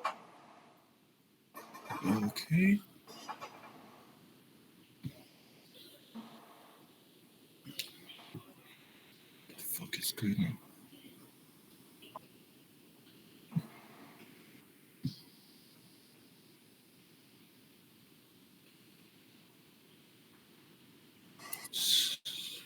All right. So, ladies and gentlemen, I'm excited to be here demonstrating Interchange. So, Interchange is basically a project built for the Naija HackAthon. And what we've literally done with Interchange is a decentralized exchange designed for the Cosmos ecosystem. And what sets it apart is literally our multi-chain order book model. So what this literally means is that you can easily swap an IBC-enabled token from one chain to another chain without the hassle of bridging. So to explain more, unlike typical DEXs that rely on AMMs, we are giving users something technically different, and that is the precise control over their trades with buy and sell orders matched across our IBC-enabled chains. So with this, the problem you're trying to tackle is very simple and at the same time very critical. So most DEXs limit your pricing power and struggle with cross-chain liquidity. So this is where Interchain comes in by it literally solves that by letting you set your own prices and trade assets seamlessly across the Cosmos network, all in a decentralized and trustless way. So our main strength here is literally the order book. It is a fast, rather it is fast, it is efficient, and it is built to aggregate liquidity from multiple chains using Cosmos IBC technology. So literally, Interchange is not just another trading platform. So it is more like a new way to unlock the full potential of Cosmos assets. So we'll be moving to demonstrate how Interchange works in just very few clicks. I don't know if you can see my screen here. You all can see it on Interchange, right? So yeah, so basically, we can't see your website. Okay. I see the presentation, but not the script, not anything else that you're sharing. Okay, just a minute. Let me fix that.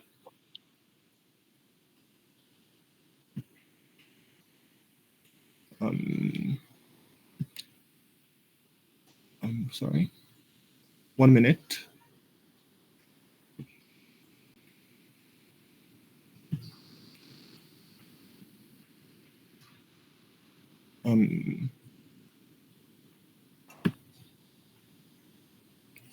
Okay, I think it should be fixed now. All right. Yep.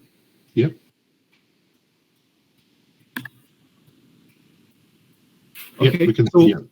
All right then. Thank you. So now this is the interface. It's been made to be very, very easy for anyone to understand.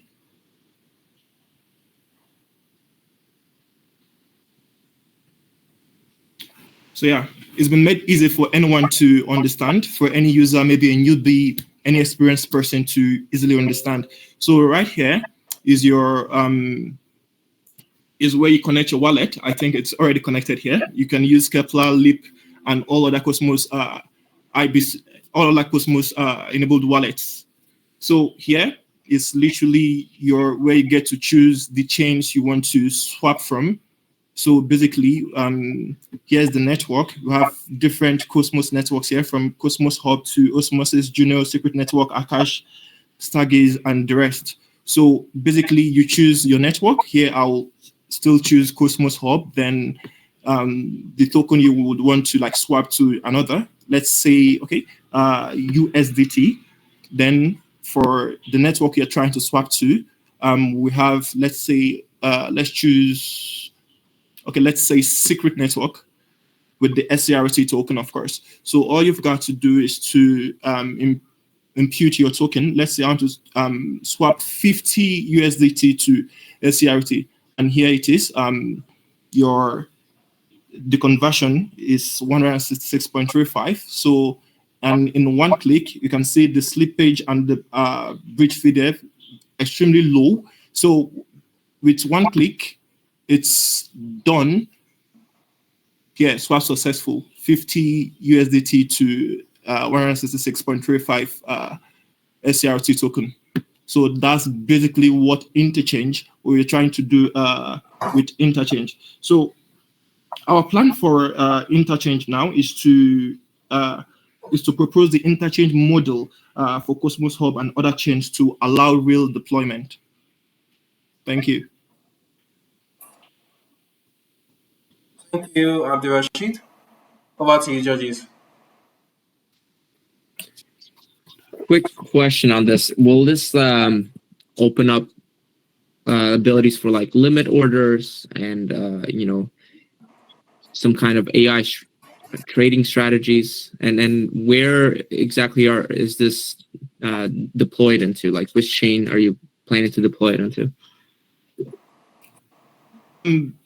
This is basically just the first lesson we're trying to do. Of course, more features will definitely be added, and of course, we're looking forward to integrate AI. I mean, AI is everywhere right now, and we're looking forward, to integrate that when we get substantial support.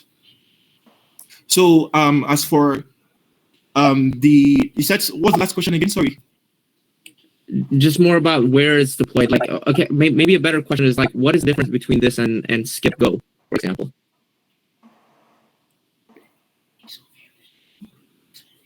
I think if you're talking about most major difference right now, it's more of ease of use. Yeah, this is far much better to use. It's very easy to use than Skip Go or and the rest of competitors or maybe similar applications. And we were trying to like impute more features that would, you mentioned AI just now and other, features that will be added as time goes on to make it much more, sophisticated and all. What are like the technical differences? What I'm trying to say, because like I used Go, I use SwapFast.app, and it feels very similar to SwapFast.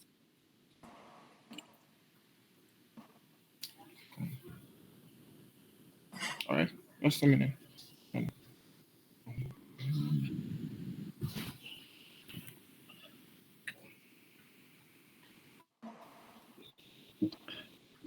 While you're preparing for that, I had a different question. Where are the swaps actually happening? Because obviously you need liquidity pools somewhere for the swaps, right? Hello? Yep. Yeah, okay. Yeah, I can. Sorry, I had a network issue there, so I was having it hard to hear you guys well. Where is the swaps actually happening? Like, where are the liquidity pools that you're making this swap in? Okay, so we try to provide the liquidity back in our back end. Yeah. In our back end server. So all you need to do from the front end is just to like impute. We've just tried to make it very easy. So we provide the liquidity, and from the back end and from the front end, it's seamless. All you need to do is click on what you have to do and get it done. But this the liquidity comes from the back end. We fill it in from the back end. Yeah, but my question was, in the back end, where are you making the swap? Like, are you using Osmosis or Neutron, or do you know what I mean? Because obviously you can't just make the token up, right? Okay. Okay. We're trying to use Neutron here for the back end. For the back end. No, he was asking about the pool. Traditionally you have to create a pool, funds in a pool for people to swap. Yeah, there's no money in your pool. So where are you guys getting your fund from, your liquidity from? Where is it coming from? Is it from Osmosis, or which text are you leveraging out for your liquidity pool? Are you using Shade, or which text exactly? Or where are you getting your liquidity from? And Osmosis will be the best option for that, for the liquidity pool. All right, cool. Thank you so much. All right, over to you, Wally. Are you guys ready? Please take it on. Yeah, sure. I'm ready. Good evening, everyone. Good morning from everywhere. Yeah. So my name is Habib. So I represent WorkPay. So let me share my screen. Sorry, can you guys hear me? Yeah, we can hear you. Thank you. Okay, so I want to share my screen. Open your WhatsApp on your phone. Also, I will blast the guy. Just let me focus on my what's this one. We have now few. Actually, they have your mic, please. Can you mute yourself?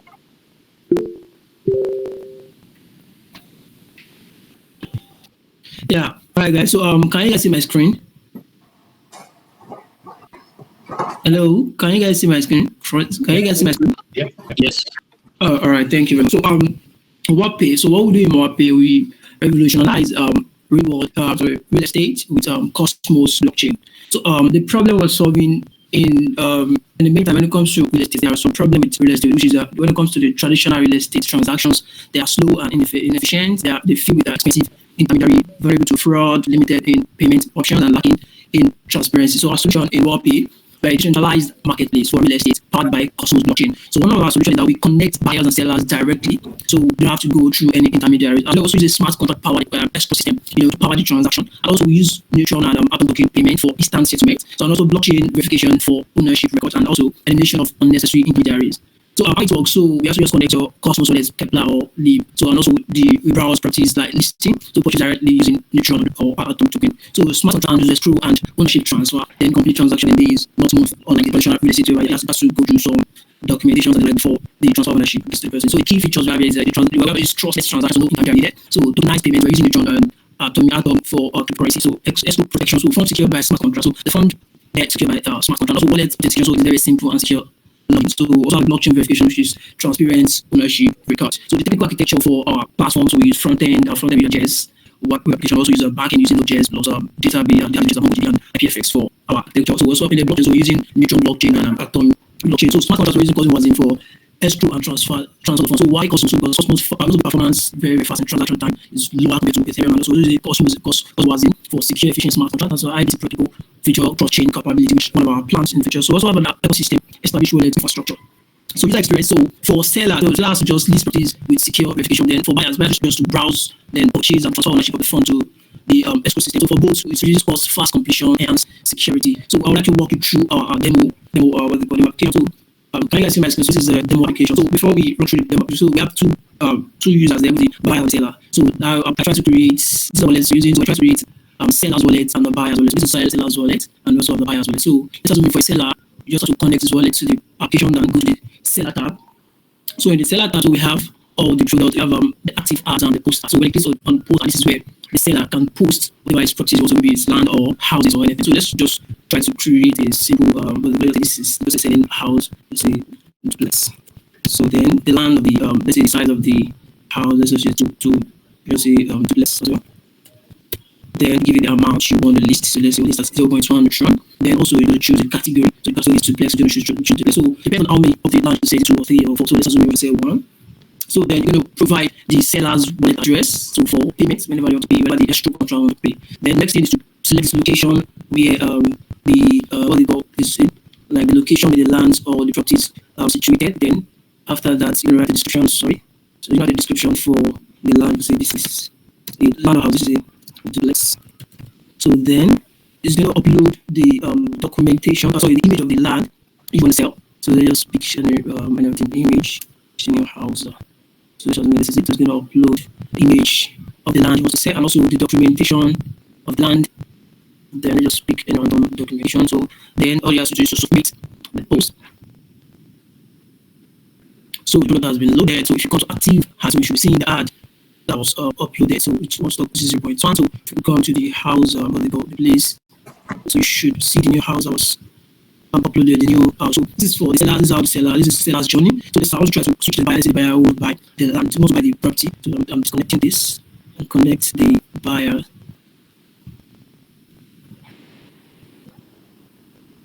So the buyer, so the buyer's wallet. Then let me just connect it. Sorry for that. Okay, so it's pop up. So this is for the buyer. So all the buyer has to go through is, so this is the balance of the buyer, which is 2.2 neutron. So all you have to do is come to the buyer's tab. Then you could see all the lands, all the house or whatever that is available. So you could just add to cart. Then you could just go through the cart, and this is it. So 0.1. Hello. Can you hear me? Yeah. All right. So what the buyers do is just click on buy. Just click on buy, and there will be pop up for the product for the it's going to approve the transaction. So when I click on buy, what happens is that the fund, which is the 0.1, goes into the escrow contract, which was created by Cosmos. So that's what's going to hold the fund. So let's say they have created the fund. Can you see? So here we have our the property is on the pending because what the buyer should, so after this, when it gets to the stage, so buyers and sellers have to meet physically. So the buyer should see what he wants to buy. Okay, if it's okay or he's satisfied. But when it's on buy, so the fund of the buyer is actually handled by the escrow contract. So it's going to hold the contract so until they have an agreement that okay, I think I love this house I've seen, or he's satisfied with it. And so after the satisfaction, so he has to just release the fund. If he's not satisfied, I can just cancel the other. That doesn't mean he's satisfied with the fund, so he has to satisfy the house he has seen. So he has to just click on release fund. So immediately click on release fund, so release the funds to the buyers or the sellers. So the escrow contract will automatically release the fund, send the fund to the seller. So and the transaction has been completed, so we can see the history of the transaction. You can even copy the transaction and check if the transaction went well. And also, if we could check, it should have removed here. So we should have left the whole cattle. Basically, this is how we connect users on. This is how we connect users together. So and also we are also implement a chat whereby buyers and sellers can communicate with each other so that they can meet physically and get to sign transaction. What's going to see the deal then before the buyer can release the fund.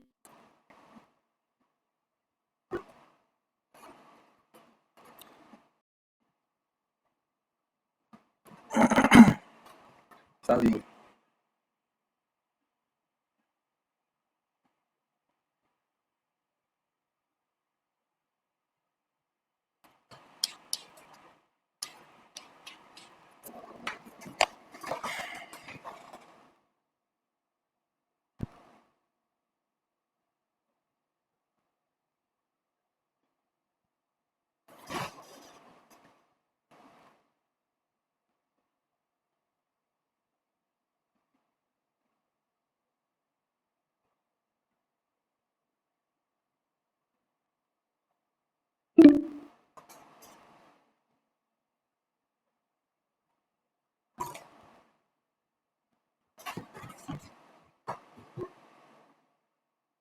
it. So when the buyer and seller means, before then, the buyer would have gone through the geographical location of the land, check it out, and also make some findings. And by the time they meet in person, if the buyer is not okay with the land, the buyer can cancel the order. Then the money gets reverted back to the buyer. So that way, the buyer is prevented from experiencing any fraudulent activity. Okay, so basically, yeah, buyer's in charge. Cool. The other thing, so it's thinking about long term, right? Because I'm saying that technology it's difficult, but it's generally speaking easier than the legality, right, of buying and selling on chain. What's the environment like in Nigeria for something like this to actually exist for renting houses? Maybe not buying houses, that's more complicated, but say for renting houses. Okay, yeah. So for renting out space, right now we are building for sales. That's what we want to buy outright payments of the buildings and buying it. But down the line, we also have plans of adding some renting for people. So in case, for instance, I want to lease a farmland for a period of so years, so that way our business can be able to do that on chain. Well, definitely that's also on our future plans. All right, sounds good. Johnny? Thank you. You pretty much asked my question I wanted to ask. All right, thanks so much. So, are you guys ready? I believe NFT launches have already did a presentation. All right, over to you guys. Please let's make it snappy in 5 minutes. We've spent too much time already. Yeah. Hello, good evening, everyone. Yeah. I'm Akim inside, representing the Git team. So, let's share my symbols. Can you guys see me? Yes, we can. Hello. Oh, nice. So, Git is just simple. It's just all about tokenizing your Naira. Then when you tokenize your Naira, you can create intents. And intents are just able to swap it. Create intents are just like normal swapping. The difference here, normal swapping, then you have to be the provider that you have to work with the liquidity provider so that you token swap. But in this case, you have to just provide the token, specify the amount you want, and the executor seat, if you like it, will just help you to execute it. Another thing, this platform is built with USDT.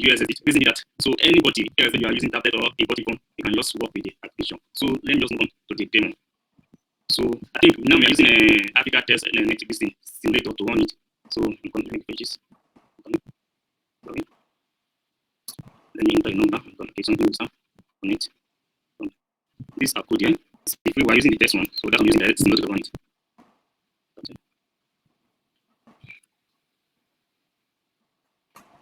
So in the non-share graph, you're selling plenty, depositing Naira to recognize on Naira, and convert it to withdraw Naira, verify deposit. Converting Naira to Kito, that's the aspect of creating intent. Then convert Kito to Naira, and also getting your balance. So first of all, let me first get the balance. Enter your PIN. So you have Naira and Atom. And this case, we are just dealing with Naira and Atom also. This. So let me deposit for me to next number one. Sorry, enter your PIN. You enter the amount I want to deposit. So now you will receive SMS that will tell you what to do. So let me just copy the SMS so that let me make it fast. I'm going.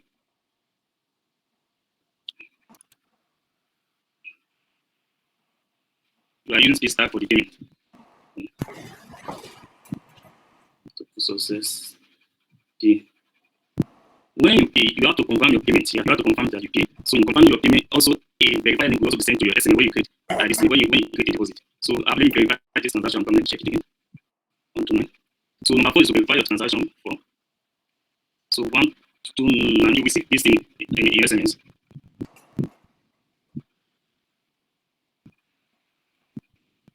And from then, you can also check your balance back. Let's see. 7. So check your balance. 1, 2, 3, 4. Now you can see this thing have increased. The Naira have increased by 2. So let me move on to that picture. Transfer crypto, just normal like to transfer crypto, like to transfer your PIN. Enter your PIN. Specify the amount you want to transfer.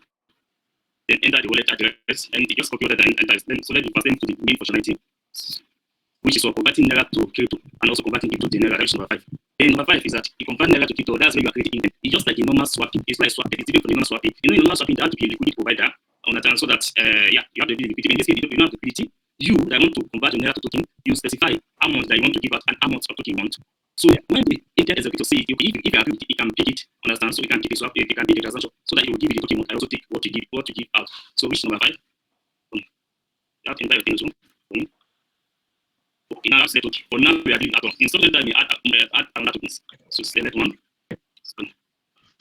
The session of expire.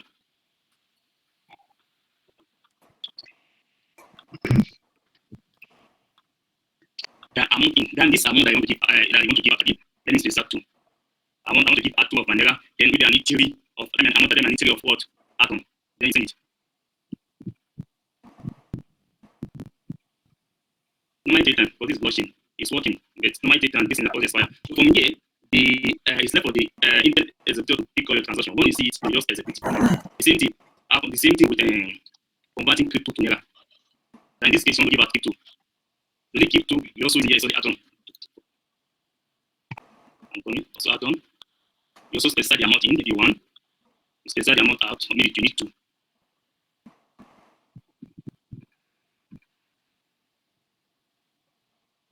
Same happen. Normally take time to execute, and this thing normally expire. So it just this thing execute at background. Now let me show you a visual.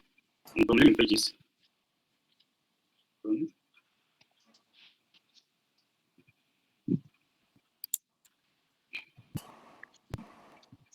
So for you that don't have account, if you want to start with this platform, let me just add a number that I've not registered before. Let me see if I've not registered before.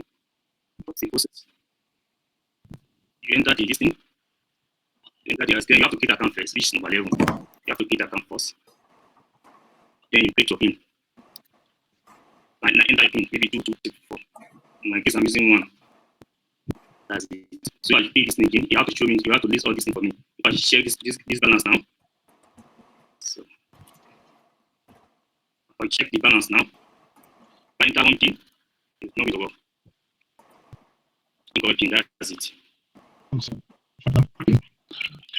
So 2, which is working. 0, 0. So literally that's all. Brilliant. Thank you for this. I have 3 questions. Number 1 is why build it with USSD? Yeah. Really cool. Why USSD? Why do you do USSD? You want to allow those people with normal robotic phone. Yeah, not smartphone. So also communicate with blockchain. We can USSD code. They need to enter this thing enter the internet or this searching for a website. So we can USSD code. They can just register with our USSD code and they need to perform the transaction. Right. And I imagine that when you network with the USSD, all the stuff that needs to happen on the internet is happening on your back-end side. But yeah, the user doesn't need an internet, right? Yeah. Sorry, I don't get you. Oh, I was saying, so for all of these transactions, the user doesn't need an internet because they're just sending the instructions over USSD. So they can. Yeah. Yes, they don't need internet because since we're using USSD, is the USSD listen company like this one we are using an African token. Yeah. So it's provision of from there. Yeah. Okay. And then obviously all of this transaction, when I was reading your docs, all of these transactions is basically minting Beep tokens, right? So yes, Beep token, yes. And so Beep is going to be its own blockchain, right? Yeah, it's supposed to be on a blockchain. Yeah, initially it's will be on a blockchain, but we have issue with the Cosmos listing client, so we have to go out. We diverted to go and write a smart contract deploy on this thing. Okay. Yeah. Sorry, once I'm just writing it down. And the last question is, all right, so the Atom transactions they're doing on the app, obviously it's not real Atom, it's creating T Atom. Exactly. Yeah, but then how do you redeem T Atom to actual Atom? Normally, what really happens is this, like I said earlier, the Cosmos Atom, I am working on it, we have issue with the Cosmos client, then because we intended to do a blockchain on it, then also create IDC for this thing for international connection so that we just interact with the real Atom. So when we try to work with the Cosmos this thing client, we get some issue that from them and also reported they are supporting, doesn't get back to us. So we now decide to just limit the transactions and just work with Atom for now. If not, we can add a lot of token there, not only Atom, any IDC token for creating of intent and creating of intent. Yeah. I don't know. I do really like this. Regardless of what happens in the hackathon, I hope you guys do build this out. This is very cool. Yes. Johnny, if you have any questions. Yeah, I mean, I think like having use cases like this where you can use Atom for actual services is like always a plus for me. I guess just more of like what's your go-to-market launch for this? Because you showed a good demo. I do think that like UX needs to probably be like simplified as much as possible just to get people on board this. Because I'm sure like a lot of crypto folks traveling to different places having this would be like huge utility for them. Like including myself, especially if I'm traveling from around the world and want some services. Oh wait, Johnny, with the USSD codes, they only work in that country. Okay, so it's just limited to Nigeria. Yeah, so it's kind of like you know how on your phone you can just type in a special code and it shows you your IMEI number or something. Mm-hmm. It's like that. Okay. Like it's like Web 1.0 technology. Okay, got it. Which is perfect for countries where internet adoption is still quite low. Yeah. Okay. Yeah. Right? Okay, that makes sense. No, I think like your question is pretty spot on. Obviously, I do sound excited by this, but it will not affect my judging of other projects. Thanks so much. Yeah, thanks so much, Akima. Thanks so much, Georgie, as well. So, Learn4 is ready. Learn4. Are you guys on the call? Yes, can you please? Yeah, can you please go ahead 5 minutes? Thank you. All right. So good everyone. I'm Abdullah and I'm presenting to you on Lempo. Let me share my screen now.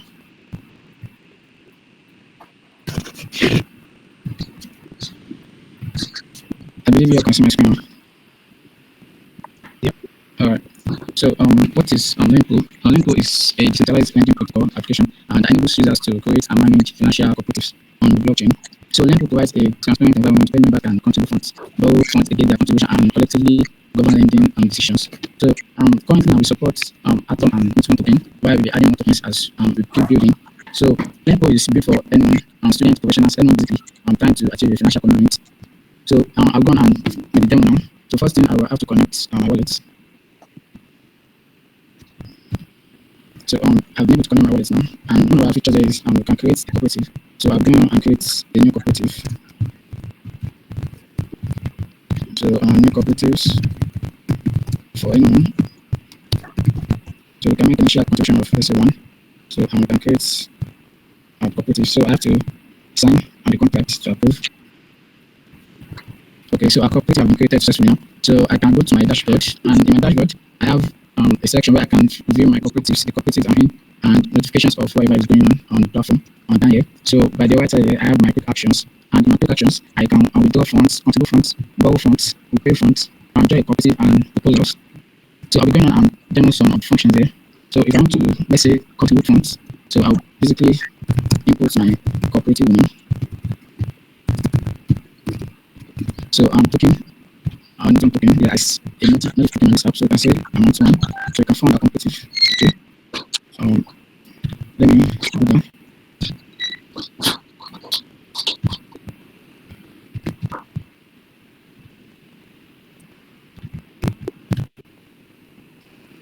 Okay, so I'll be signing the contract now of funding my cooperative.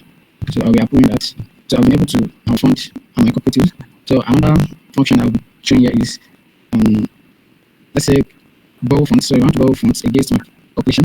I will input my cooperative name here. So the tokens I want to give him, which is can be Atom or Newton. So the amount in and the tokens out, the token I'll be expecting can also be Newton or Atom. So and the minimum amount here, so I can submit my request to create. I can submit my request to borrow loan. So I'm moving on to another feature here, which is repay funds. I have an outstanding loan that I want to repay. Basically, I will need the cooperative loan that I want to repay the loan to. Likewise for the token and the amount as well.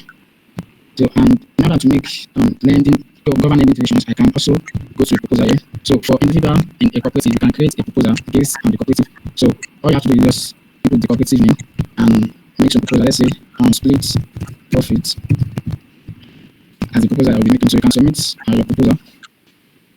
So I have to approve the proposal here. So if I want to, as you can see, the proposal submitted successfully. So if I want to approve proposal is like I'm trying to vote for a proposal, and if I want to approve or disapprove, well, it's my decision. So proposal ID can be used. Voting rate is how many votes I want to put in for the proposal. So if the way your voting rate increases, that's the amount of the amount of the token that you charge with when making proposal. So for now, let's say I'm making just 1 vote. Like I said, I'm approving. I'm not rejecting. So approve. So and I can submit my votes now. So I'll be approving on this as well. So I'll be finally able to vote for my proposal here. So that's the basic MVP that I've been put. Work is still going on it, and that's all I'm doing for now. Thank you. Brilliant, thank you. I actually have no question on this. I like it because it's a very simplified version of. I don't know if you guys have played with the app DAO on Cosmos. This is also a much simplified version of DAO for a very specific use case. And I can actually see this use case because yeah, I know people have these sort of lending clubs within their community, and this is just bringing it on chain. So it makes sense to me. Johnny, if you have any questions. I mean, yeah, I do like the simplified aspect of it. What's the do they have like a specific threshold for like how much you can borrow, how much you can lend? Is like what's the back end that it is going to be utilized? Is it going to be a specific chain? So yeah, I guess like what are like the restrictions, limitations on it? Yeah, that would depend on the amount that the cooperative is having. And for every decision I will make, the community have to make on the old decisions if they'll be giving out the loan to you or not. So it's built on Neutron and blockchain, and the token supported for now is Atom and Neutron token. Okay, so every time you deposit, you have to put in a proposal if you want to borrow against it. No, it's not every time. You can make your deposit separately, but if you need to bulk, we have to bulk certificate as well. Got it. Okay, that makes sense. Thanks. All right, thank you. Faisal, thanks so much, Faisal, and thanks so much, Abdullah. So over to you guys. Enki Protocol, are you guys ready? Enki Protocol. Okay, if Enki Protocol is not ready, I think we can move on to Paddy. That's Crypto GoFundMe. Paddy, are you guys ready? Yeah, GM everyone. Yeah, please go on, sir. You have 5 minutes. My name is DK Kennedy, so I'm representing for Paddy. So I won't be wasting much of the time on this. So basically, I'm going to be presenting now. Can you guys see my screen? Not yet.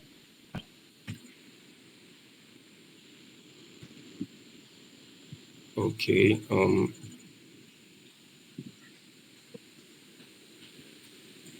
Yeah. How about now? Yeah, we can see it. So basically, so this is Paddy. Paddy is a pidgin word for friend. So that is it. And what is Paddy all about? Paddy is just like a GoFundMe, but for crypto, Web3, obviously. So what do you think, Paddy? Paddy is a way for seeking funds for projects.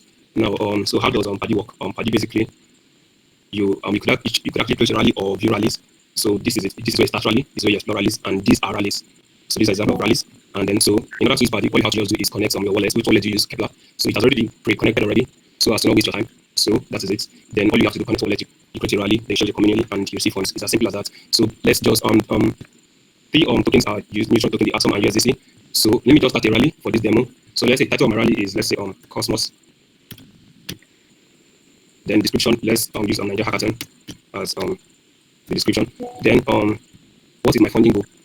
Now let's say am I seeking for neutron or Atom or USDC? So I'm gonna use USDC. So what is my funding goal? Let's say 100,000 USDC. Then what is the duration? You can actually choose the duration, 30 days, 60 days, depending. So I'm just going to put on 10 days. And then what is category?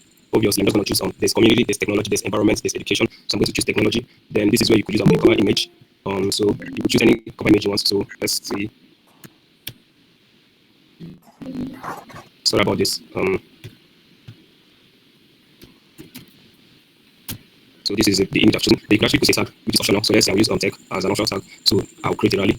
It's as simple as that, and I have created a rally. So this rally has no funding yet. I just created it. It has 10 days left. All I have to just do is send my link to someone, and that is it. They just come to the website, and they come to the website and support the rally. It's as simple as this. Then to support the rally, as I mentioned earlier, is as easy as creating a Kepler wallet and linking it, creating an extension. So now someone asks, what's the difference between Paddy and normal GoFundMe? Obviously, Paddy is based on blockchain using cosmosism, and now Paddy also creates anonymity. That means funding is anonymous. That is one. Both the person is seeking for funds and people supporting the funding, which is rallies, anonymous. Then also Paddy is very, very transparent. Now for this project, for instance, you could see the amount of money it has gotten. This person is seeking for 5,000 neutron, and the person has gotten 32,000, which is just 64%, and there's 12 days left, so it's actually transparent. Then also because it's used on blockchain, it is very safe, very safe. So that's then also in case maybe you want to support, let's say you come to the website and you want to support, let's say a rally, generally just randomly, you could actually choose maybe wildlife. That is your interest, or maybe you want to support, let's say, children, or maybe decentralized education platform, whatever it is. Now, Paddy is not just for funding, let's say, not just for GoFundMe. Obviously, it can be used to do campaigns. You can actually run campaigns on Paddy. So it's just as easy as this. Then, for whatever questions you actually have, I will be willing to answer your questions now. If there's any question, thank you. Yeah, no, thank you for this. I love the UI. It's just simple and to the point, and it's what I would expect on a fundraising platform. I've seen some other crypto platforms like this, and they are complicated as hell. So this is amazing. On the question of anonymity, right? How does it work? So when I'm creating a page, I put in my wallet address where I want the money to be received. When the donor comes on and sends money, are they sending it directly to my wallet, or does the platform have a wallet in the middle? Yeah. Yes, currently actually it goes direct, because Paddy for now it's actually like it's free. Let me put it that way. So actually it goes direct to the funding project. We don't charge anything. It goes direct. So to the person to the project, yes, it goes direct. Right. And obviously the idea would be that in the future you could have an escrow wallet in the middle, charge a 1% fee or something, and in return you're giving people distribution. Yes, actually in the future, yes, you have to maintain the website and actually support other courses that may not be on Paddy. Yes. Exactly. All right. So in that case, the question is, what's stopping you from launching this? This is a good idea, and it works, and it's simple. Yes, actually, it's actually stopping us from launching. It's just we actually need to get enough finance to be able to maintain both the front end and back end, and pay those who actually are in charge of making sure everything goes well. Right. So that is all. I mentioned marketing is going to be a big thing for this, because you need people to actually use it. But really cool. And you're just using, because there's no escrowing in the middle. The only blockchain complicated bit here is that you're using Wallet Connect Yes, and why? Yeah. Okay, go on. No, is there something like Wallet Connect that you're using, or? Yes, that is what I mentioned here, Kepler. All you just have to do is create a Kepler account. Then once you create Kepler, then you use Kepler extensions. That is all. Which and currently we support 3 chains, Neutron, Atom, and USDC. So it's just create Kepler. And creating Kepler is very easy. All you need to actually create Kepler is just seed phrase and password, username, password. Yeah. That is all. Yes. Agreed. All right, looks good to me. Johnny. Yeah, no, this is really clean. I think, like you said, so having an escrow would be great, and even like an escrow with like conditions. Like maybe there is a community raise, but you want to have some kind of mechanism, fallback mechanism in case like it's a bad actor, right? Where like you can, the people that send the funds and donate, if they see that they're not actually doing, what it was supposed to be done, then you can cancel it and have like a prolonged period of payment. Like you guys have like the month-long fundraising thing. So I think that's like a great business for you guys to have, like to be the intermediary or the escrow. Yes, yes, but actually, this it was actually simplified just because of this presentation. Now, as you mentioned, escrow, there's like a section team that's actually on standby before you create a project. Let's say you want to create, a wildlife conservation project. I created this project easily because I'm in charge of it. Now, before someone creates a rally, you actually have to go through certain points. You actually have to have like, let's say, documents to support your claim. Then you actually be fast-checked and cross-checked. Can you guys hear me? Yeah, we can. Okay, yeah. So you actually have to go through the team. The team actually do some background checks and know that okay, yes, this is going well. And there'll be like contracts to be signed, of which if it doesn't meet up to the right project, there's going to be a refund. Yes, and there'll be a voting system. For instance, let's say someone this particular rally is for renewable energy for let's say a particular state. Now, if the goal has been reached and the time limit has elapsed, now the benefactor will be asked again to bring down like a drawback of what they want to use the funds for, and it will actually monitored closely because now party is going to be so big that actually we should have teams in almost that could expendable teams that could actually travel to check this depending on how big the project is. So yeah, there'll be a team on ground to fact check and cross check whatever it is. Yes. One more thing, in terms of the anonymity aspect, maybe you can leverage private networks like Secret Network to make wallets that are trackable. Yes, yes. And actually, using cosmosm, yes, that is why it was built there. So you can actually incorporate secrets network here, SRT. Yes, yes. Cool. Sweet. Yes. All right, cool. Thank you. All right, thank you very much. I'll be clear and thanks so much to judges as well. So, what do you Inky protocol? You guys are ready? Please go on. Inky protocol, you guys ready? Okay. Yeah, I can hear you. Please go on. You have 5 minutes. All right. Can you hear me loud and clear? Yeah, loud and clear. All right. So I'll be sharing my screen with you guys now to show what we are building and what we got for you to do. Zion Markets, please get ready. And Vote Quest, to please get ready. Those are the last 2 remaining. Right. Yeah, please go on. All right. Sorry, I will use my phone because actually not where I can use my system. So this is our website. This is the protocol. What we do basically is to make a lending and borrowing on Cosmos ecosystem. We are making it seamless for users, making it easy for users to lend and borrow funds on our platform. Now, what you need to do once you land on our website is just connect your wallet. So for this presentation, I'm going to use Kepler wallet. So if you connect your wallet, all right, you are going to be led to this page where you will see your net worth, you see your S factor, then you see the borrow limit, and this borrow limit is based on the funds you have, right? So what you need to do is to click on deposit. As you can see, if you click on this icon right here, this navigation icon, you are going to be seeing the dashboard, the deposit, the withdraw, the borrow, repay, liquidate, and issue. Now, let's start with the deposit. Click on deposit here. This is where you can you'll be able to deposit assets. You'll be able to deposit assets into the platform, right? So here are the assets available presently on the app on this website.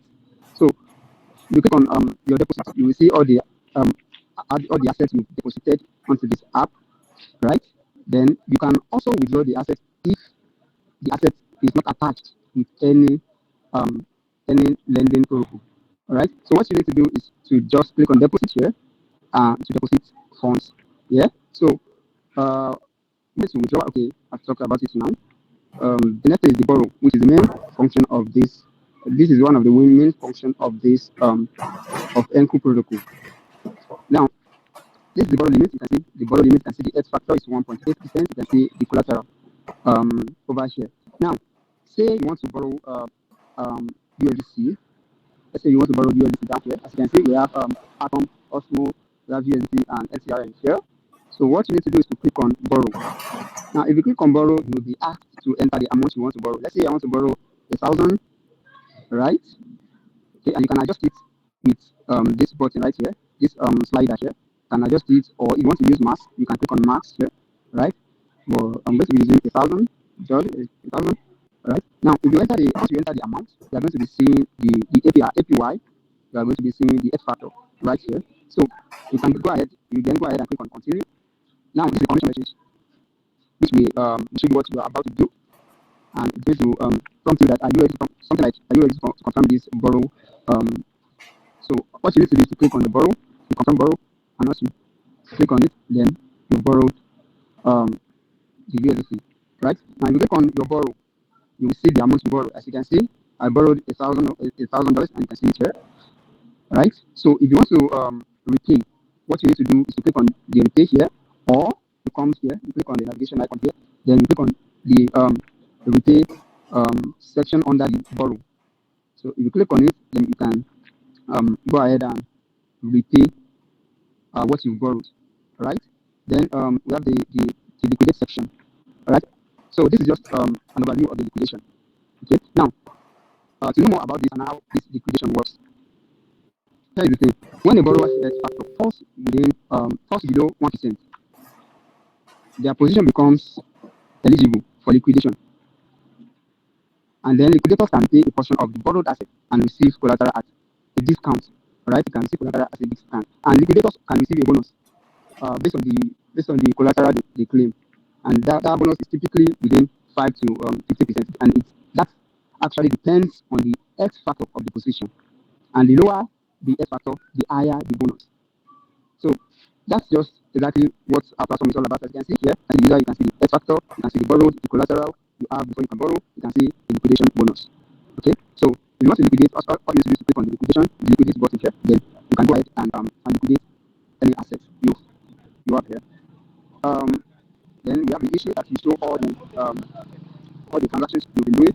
There's the history that will show all the transactions you've been doing on the platform, right? So that's just it about Tenfold Protocol. That's just what we do basically. We enable you to borrow seamlessly and effortlessly. Thank you.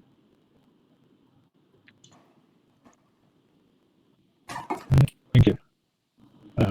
John is the expert on liquidations, lending, and borrowing. Do you have any questions? Not really a question. I think I'm familiar with this in terms of like assigning liquidations to the user rather than like the Oracle or protocol utilizing it. I think it's just more of, do you see this being an advantage in terms of like giving the power to the users? Like, what's your target audience for this? All right. So we noticed a whole lot of people are ready to borrow funds, right? And they are kind of finding it a little difficult to accomplish. So, and based on what we've studied in this space, we've gone through a whole lot of documentation to understand how this lending and borrowing works. So we get to notice that a lot of people are ready to borrow while they still keep their funds. All right, that's why we go ahead and build this platform for users to be able to borrow and with collateral. Yeah, I see. Like, I think one of the advantages is, well, by the way, it's a very clean UX. I like how simple it is. So good job on that. But I think the advantage here I see is that during times when the market flash crashes, oracles tend to be manipulated, and sometimes like you can have wicks down where you got liquidated and the market comes back up, right? In this aspect, like maybe like you can have a more trusted relationship with borrower, lender, and liquidator, where you don't have to liquidate on such market activities and keep your collateral a little bit more useful. So maybe perhaps like improving on what you have in terms of like having a direct way where you can communicate with different kinds of wallets and what the user is doing, especially in like periods of high market volatility, I guess. And it keeps the protocol to work more stable. All right. Thank you for that. And then I think you can actually connect with Euro wallet and Leap with this Kepler I just used now. Right. Yeah.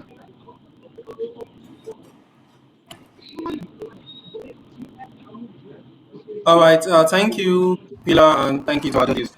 Naija Markets, are you guys ready? Yeah, we're ready. All right. Please go on. Please, you have 5 minutes.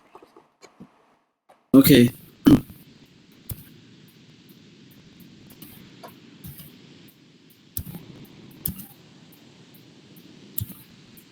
Okay, so I'll be real swift. I'll just give a little introduction to what Naija Markets is. So we are a prediction market similar to Poly Markets on Polygon, and then we are implementing we are utilizing the Xeon abstraction Meta accounts to enable seamless user adoption, because the abstraction, Zion ecosystem abstraction, allows for user authentication and registration via emails. So there's a custodial experience where they are able to create wallet addresses and then assign them to email addresses on behalf of the users. So they do not have to go through the hassles of like creating decentralized wallets, having to store seed phrases and all that. So the blockchain has like an abstraction SDK integrated at its core, so that people are able to connect their wallets via just an email sign up or login, and they're able to access the protocol and execute transactions without having to go through the signing process of maybe a mobile wallet or an extension, like a browser extension. So the idea is simple. Zion Markets allows people to bet on events in using like USDC, so that they are able to earn rewards for the outcomes that are positive in their favor. For instance, let me quickly navigate to the protocol interface.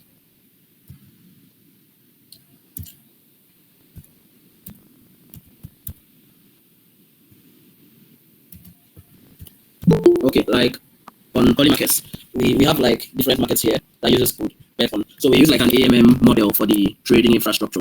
So at the initial creation of the markets, we add some liquidity to the market and initialize the starting probabilities for the markets. So the odds of the markets or the probabilities increase or reduce based on the user sentiments. So when they bet on yes, they take a particular amount of USDC, and based on that volume, it modifies the price based on the product formula, based on demand and supply, using the constant product formula. So when there's entries like orders on yes, it makes the value of the markets to tilt towards yes or no outcomes. So as they vote on yes, the probability for yes increases, and as they vote for no or they buy into no, the probability of no increases, and on the other hand, the probability for yes reduces. So for example, this is one of the markets at the featured markets list, and then the liquidity is $108 and there's only $8. So let's like open the markets right now.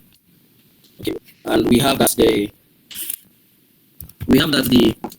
price here for yes is 0.49, while the price for no is 0.509, which means that the current market sentiment indicates that the users stand at the probability of Osmo hitting $0.3 in price before 9 p.m. UTC.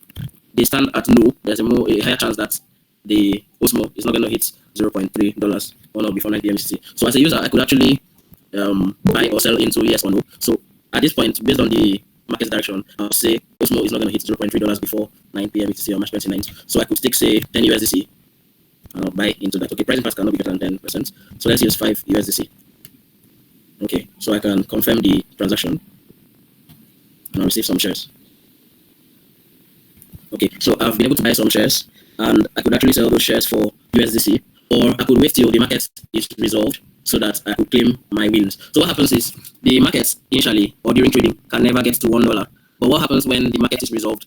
Let's say maybe one of the outcomes gets resolved. Let's say Osmo hits $0.3. It means that the outcome of yes is going to get to $1 in price, and no is going to be 0. So all people who voted or bought into yes are going to have like an increase in value, and they are going to be able to claim USDC rewards, while the people who voted on no are going to like lose all their money. So like it's a risky gamble for them. And then you could also add liquidity to claim trading fees. So people who add liquidity sort of provide a trading bench for others to be able to like trade their yes and no shares on the platform. So let me just say I add 10 USDC, for example, to the liquidity. I'm going to get some liquidity shares.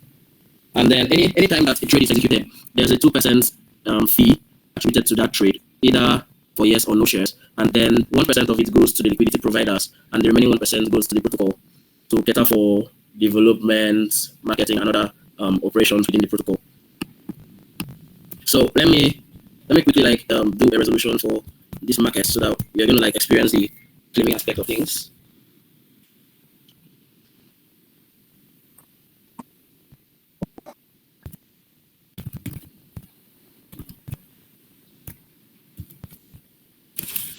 Okay, but before we get there, should also display the AI feature for you. So we have like an AI agent integrated to the market that gives insights to the market for the users. So they're able to get or have some analysis into the markets from the AI using sources around the internet to have like a sort of suggestion regarding what decisions they should make.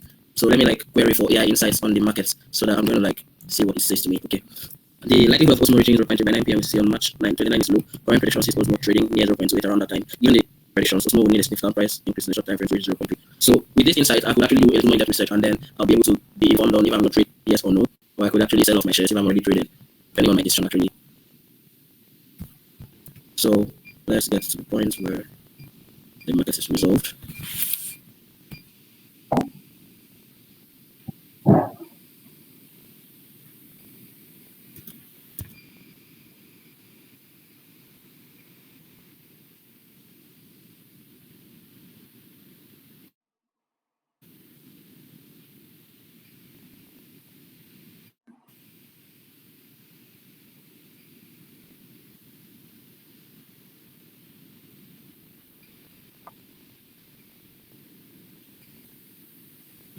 Are you waiting for 2 minutes market result?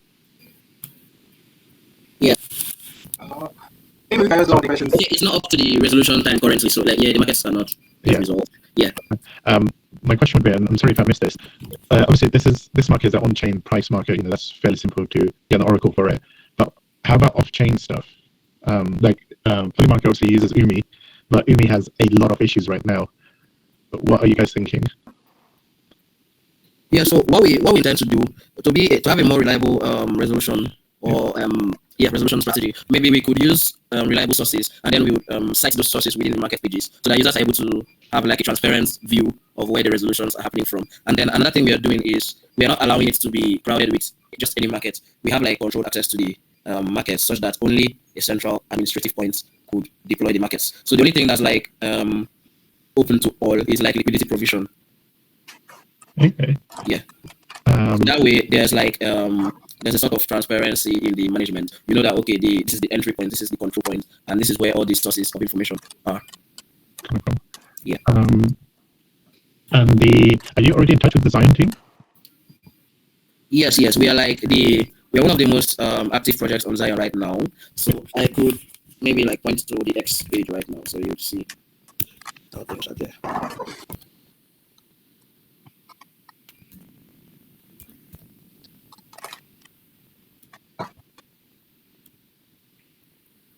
Okay. While you grab that, I also see in your docs that you already have a audit on your smart contract. Actually, we've done smart contracts audits already. Yeah. So you've been developing this for some time? What? Have you been building this platform for some time? Yeah, we've been building since November, actually. So we conducted our audits with SCV Security, and then we like did everything, like passed all the stages of audits, and it's all good to go. So it's built with Cosmos SDK, like 90%, 95% of the protocol runs on chain. Actually. Yep. And yeah, the code is also open source. Nice. Johnny? Yeah, I mean, I think, what would your competitive advantage be compared to other prediction markets out here? Okay, so one of the competitive advantages we have is the ability for users to sign in and use the platform without having to use wallets and all that. So with the Zion abstraction that we've implemented, you just have to enter your email, get an OTP, and log into your account. So like it's a very simple user authentication flow, and then all the stuff is abstracted from the user end. So that's like the main stuff. So the main focus of the Zion ecosystem right now is mass adoption. Thank you. Right, thank you, marketing, and thanks to our judges. So the last but not least, Vault Quest. Are you guys ready? Vault Quest, are you guys ready? Yeah, we're ready. All right. Yeah, we can hear you. Please go on. You have 5 minutes. All right, let me quickly share my screen.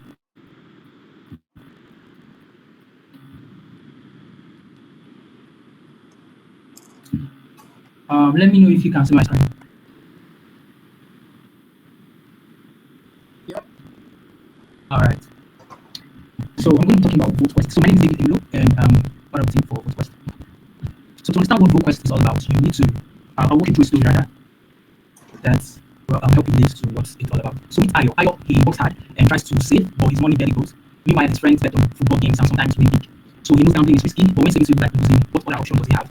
So Ayo's story isn't unique because millions of people across Africa and around the world face the same problem. By the end of the day, Ayo actually has can you hear me? Can anyone still hear me? Yeah.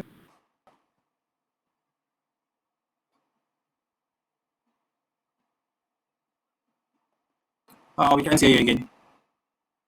Issue with savings is that inflation eats up your savings. So money saved today might be worth less tomorrow, and banks offer to zero interest. So your money just sits there. And what people do, people then come to betting, and most people now start to bet probably bet on their favorite clubs or do other kinds of betting online. And according to statistics, like $40 billion is spent annually on gambling.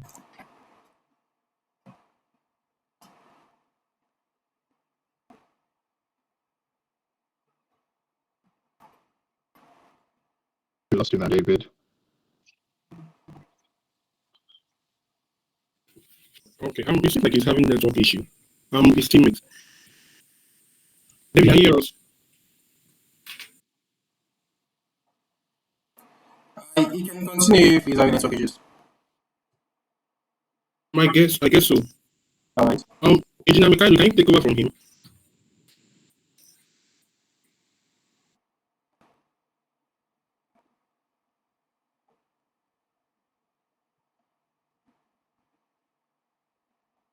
Okay, he said we should give him like a minute. He will connect back. All right.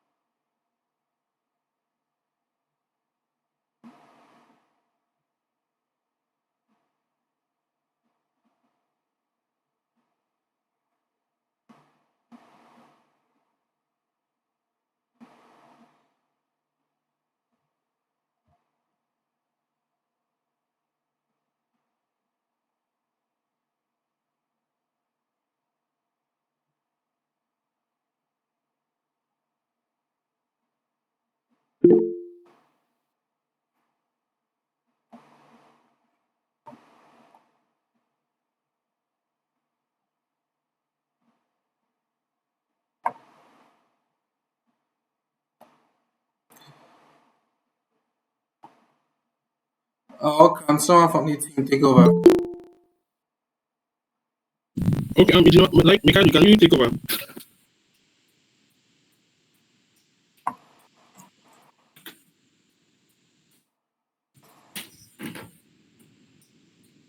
Well, I know internet is one of our major problems in Nigeria.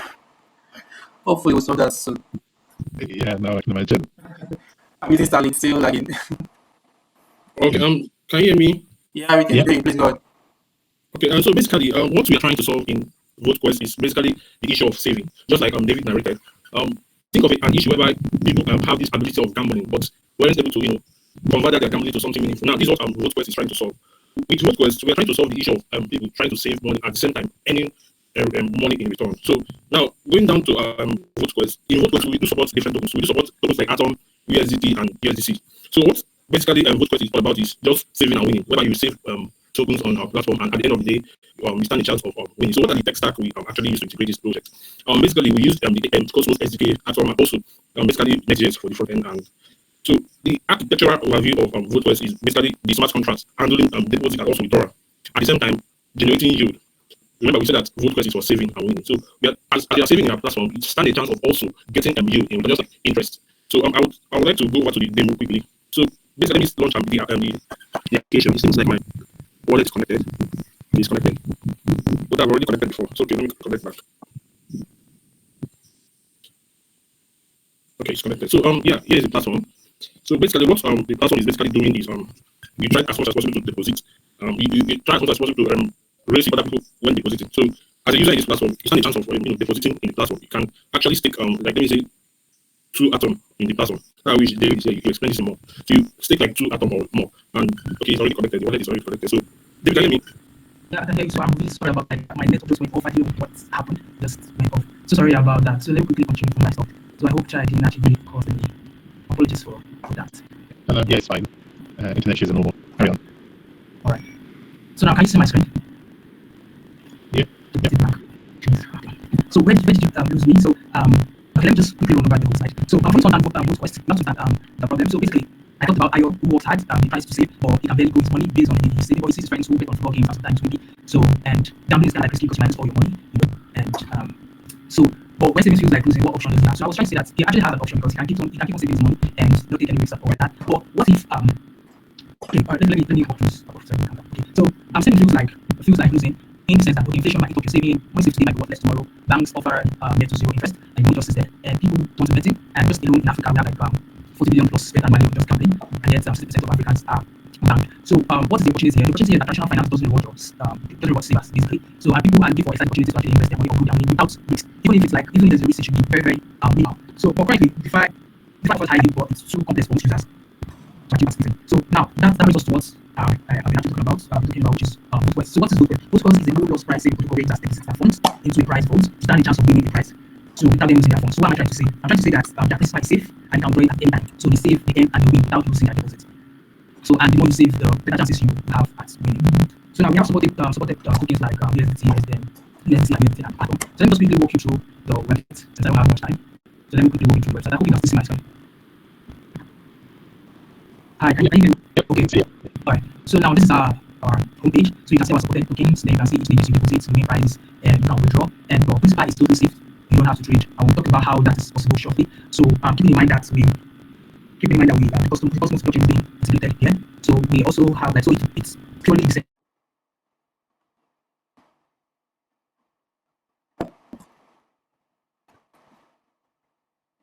You use and you have to connect your wallet. So we use for that. So now for a user to participate, he needs to actually select a vault that he wants to actually invest deposits with whether when it was. So he can actually deposit in a weekly price pool or probably a daily price pool, an hourly price pool, a monthly price pool. It depends. So depending on what the user can select, then you select it to click to view.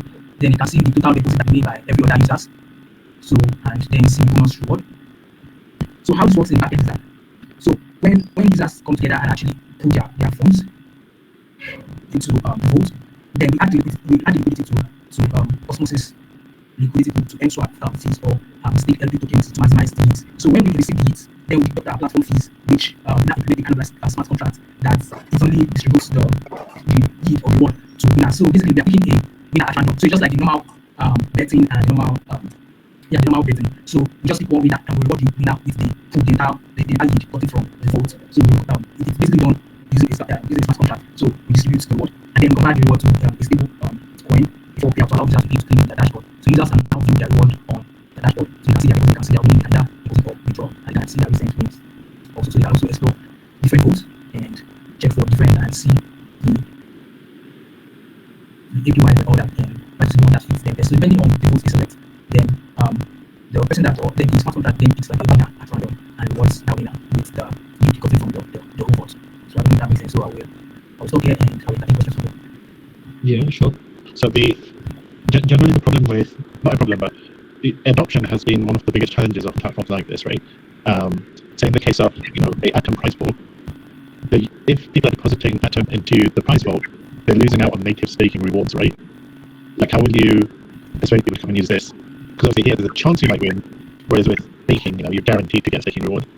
Right, so staking reward is not guaranteed because it's basically like the normal betting. So you're either betting win or lose. But the only difference is that instead of doing regular betting where your money is at risk, but in this case your money is not at risk, you just stand a chance of getting the reward. So you must be trying to delete it for stake. That's normal staking token on the blockchain. Consensus mechanism, not debating staking like that. Okay, right. Then I'll leave that to one of my teammates to quickly respond to that. Hello, can you hear me? Yeah, we can hear you. We can hear you. Yeah. All right. Yes, I understand this question. Instead of going to the regular traditional staking pools and putting your money where you actually get like kind of returns based on, let's say, the APR or the APY. But in this case, this one is kind of like gamified, as my colleague said. Just like gamified, just something for fun. If you stake in, you could like get the price or not. That's just it. It's a high reward. Okay.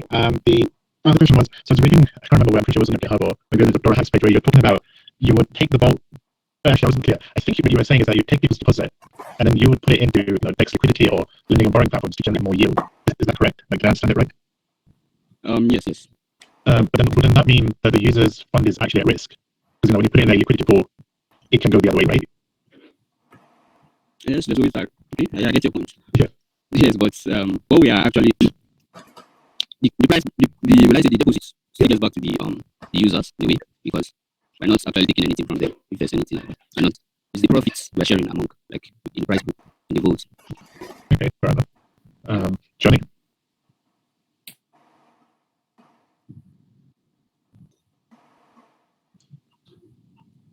Johnny, if you have any questions. Oh, sorry, I didn't realize I had muted. So, yeah, I'm familiar with these kind of mechanisms. Like I've tried platform like Pull Together, which has like a similar strategy where you deposit and you earn a yield. But I guess like the real question is because like Cosmos has a lot less liquidity than EVM ecosystems or Solana. Like I think you would need like a lot of users to kind of make this protocol more attractive. And then the other thing is like, do you have any risk management? So like which kinds of DeFi opportunities you're going to be participating? Like kind of just follow up on what I said and just to mitigate the risks, right? Because anytime you deposit anything in a DeFi protocol, you have to kind of like bet them to see is there enough liquidity, is the protocol audited, is the yield attractive enough, et cetera, et cetera. And then who's going to be managing those?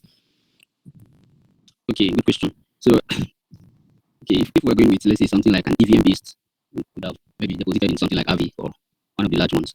But then the only we're going with only popular ones with enough liquidity. Let's say something like what's the name of them? Something like Osmosis. And the tokens that we are like that's integrated in our platforms, in our platform rather, is we already have Atom, USDT, and then USDC. And then you know how liquidity provisions work. They're usually done in 2 tiers, where you have like let's say Atom against let's say USDC or Atom against USDT. Basically these 3 tokens or the rest. But for in the case of our platform, we're considering just these 3. We're not including any other token. So I believe there should be sufficient liquidity for this case. Yes. Got it. Thank you.